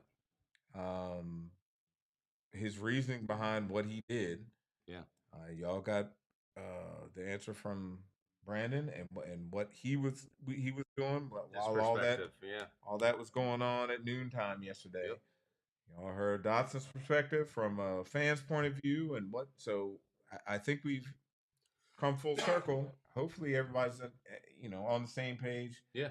We've got an event this weekend, and I think I'm not sure. I don't know when Dotson's event is down there. Yeah, I think they've got something coming up in the next couple of weeks, but hopefully he gets the track right. You just got to give him a chance, folks. It's a brand new track. You got to give him receptive. a chance. And yeah, it's not brand new in the sense that, as we all hoped, that the whole track was going to be dug up and redone. That didn't happen. That's water under the bridge and down the river. What it is. We got what we got. Hopefully these guys will grind the track down. Make it manageable. Make it to where guys can make good hits and they can get the track prep. They've got the right rosin. They've got the right stuff now. Let's see what happens. Absolutely. It's a learning curve, man, and we certainly wish and hope for the best for Foxworth and his whole crew and Joe and all the rest of the Larry, because Larry's still involved. People need to know Larry's still involved, and hopefully, the next outing it only gets better. Well, evidently Larry's involved because he had him fix that for you crying bitch about that $5. Yeah, Larry told him they had a roundtable discussion. Yeah, cooler heads prevail. You guys got to talk to them, not talk at them. Yeah, talk to them. Mm-hmm. They'll make changes, and changes are being made. You guys have spoke. We try to be the conduit to speak to the people we know. Yeah, and you guys heard it from them. So there you go. We appreciate all the listeners, man. Like, subscribe, share. I keep saying it. Sooner or later, we're gonna stop being on Facebook and just be on YouTube. So yeah, man. Look, even if you guys, everybody got YouTube on the phone. Hit Drag Cycle and Cars. Hit subscribe. Take your ass back to Facebook, but subscribe. You've got a better. Worst case, if you missed the beginning of it, you can at least go to Facebook and it's saved there. Yeah, drive down the road and listen. Right. To it. All of these shows are saved on Facebook and they're by date. On YouTube. And I really, I'm sorry, on YouTube. And I really need to go back and put who is on what show so that you guys know when you fish through it that they're just on there by date right now. Right. So that you know who interviewed and who we talked to and what we talked about. So. Yeah, I'm a little biased. I like to think we bring variety, whether it's track owners, promoters. You got Pro Boost racers. We've had a multitude of different local racers to all the way out to Midwest Pro Mod, and that I think that's a testament to we must be doing something right if they're willing to pass their time on our show for your entertainment. Look, I'm going to rock, paper, scissors once we get off here with Mac to see if I'm going to bring that Camaro down there because, goddamn, I know he doesn't want to fix that front end. And I know my ass goes up faster. I'm 150 at the 330, so you get to bouncing around. Yeah. Man. You tear that damn that thin ass ultra carbon up. Wow. Ooh, I get a new paint job out of it. You're Man, right. Fox, I don't know if you want to do that. That paint job was 10 grand in itself. Body work, 4 grand. Shit. Yeah. You ain't doing that. Man, maybe we'll go down there and make some 60 footers. Well, that's definitely on you. The first one I hear, and go 10, 102, some bullshit like that. Man, I'm done. I'm out. Fletcher, you still on here? You give me some 102 starting line, man. I'm done with all you battles. Anyway, all right. Enough joking around. I guess that just sums it up. What is the race this weekend? It's just Fox doing his own thing on at Colony Beach. I have no idea, folks. So it's 3,000, I guess, to win. Free. I know I am personally headed to Rockingham for Lance's race, the No Time Carolina Series next weekend at Rockingham. I'm not sure if the door car is attending, but I know I'll be there. Hey, folks, I'm not really into just getting my ass whooped for no reason. I don't have enough for no 59s and blower cars down from what you brought. Down south is that's the mecca of door cars. So yeah, I doubt I'm driving 9 hours to be pissed off for 9 hours back. Yeah, I understand. I'm looking forward to it. Things are going my way in 460, and if we can carry it on at Rockingham, I'm excited to hopefully meet the new owners there and run on a new track surface. And it looks nice. It does, just all the way around. They put showers in. They've done. Oh, really? Yeah, they've done showers. They redid the concession. They added like a gazebo that you can dine under. Where the concession is, like 200 feet out on the Yeah, they've really done a shit ton of stuff. So I'm excited to see it firsthand myself. Kenny Fox, 102 on 275. The Chevy 2, man, if the Chevy 2 is that slow, I'm throwing that one away too. Cut it out, man. Although I haven't seen the Chevy 2 in like 2 years. I don't know who. Derek Ford and Derek and Jack Ford, you guys own that car now, I think. I don't know. Somebody must have. I think it got repossessed or some shit. Oh wow, I haven't that's seen all it in news 2 to me. years. I'll probably get a call from Jack tomorrow going, "You motherfucker." Anyway, all right, guys. Well, I think that just about does it. I guess we'll call it an evening. That's it, man, guys. Again, thank you so much for supporting us, watching us, and even listening to all the rhetoric. I think we bring some multitude of stuff and just not some bullshit music and a whole bunch of laps and saying and all that. Right. And the closing song, y'all listen to the beginning of it because it is so fitting for us. It took me a while to find it. I don't give a F what y'all say. I'm gonna do shit my way. Yep. That's it. Good night, guys. You guys have a good evening. Talk to you later. We're out. Peace. Cause I don't give a fuck what you say. Yeah, I'ma do shit my way. So you can go kick rocks, I'ma stack bricks up, build what I want to make. Yo, I got a lot of shit to say, so I'ma do this every day. I'll be writing things until I'm fucking buried in my grave. 6 feet deep under, but my body won't decay. Cause my messages are timeless, so they'll put them on display. Oh yeah, I rap with a certainty, I have a sense of urgency. A message for eternity, for everyone internally. I had some people burning me, but now they fucking learn to see I ain't the one to fuck with. Now they looking nervously, and I don't really care what you think of me respectfully. You can kick rocks if you think you're fucking better, see. I will outwork you, turn you to an enemy. Hurt you so bad that you're gonna need some therapy. I got the motherfucking recipe. I've been cooking up hits, I'ma leave a legacy. You'll be looking small when you're standing right next to me. I'm 5'10", bitch, but I'm 10 feet. Cause I don't give a fuck what you say. Yeah, I'ma do shit my way. So you can go kick rocks, I'ma stack bricks up, build what I want to make. Cause I don't give a fuck what you say. Yeah, I'ma do shit my way. So you can go kick rocks, I'ma stack bricks up, build what I want to make. Yeah, I'ma do it my way.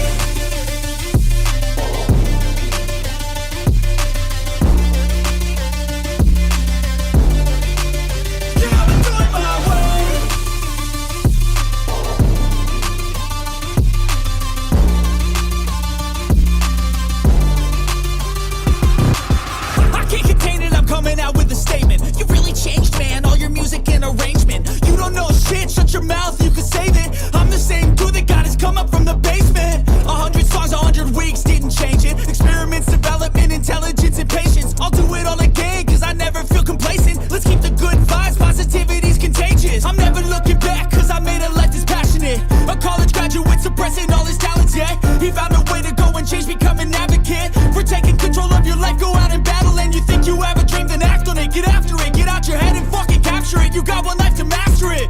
Don't give up on your future. We all start losers. We're all late bloomers, gotta 'Cause I struggle don't through give the a fuck sewer. what you say. Yeah, I'ma do shit my way. So you can go kick rocks, I'ma stack bricks up, build what I want to make. 'Cause I don't give a fuck what you say. Yeah, I'ma do shit my way. So you can go kick rocks, I'ma stack bricks up, build what I want to make.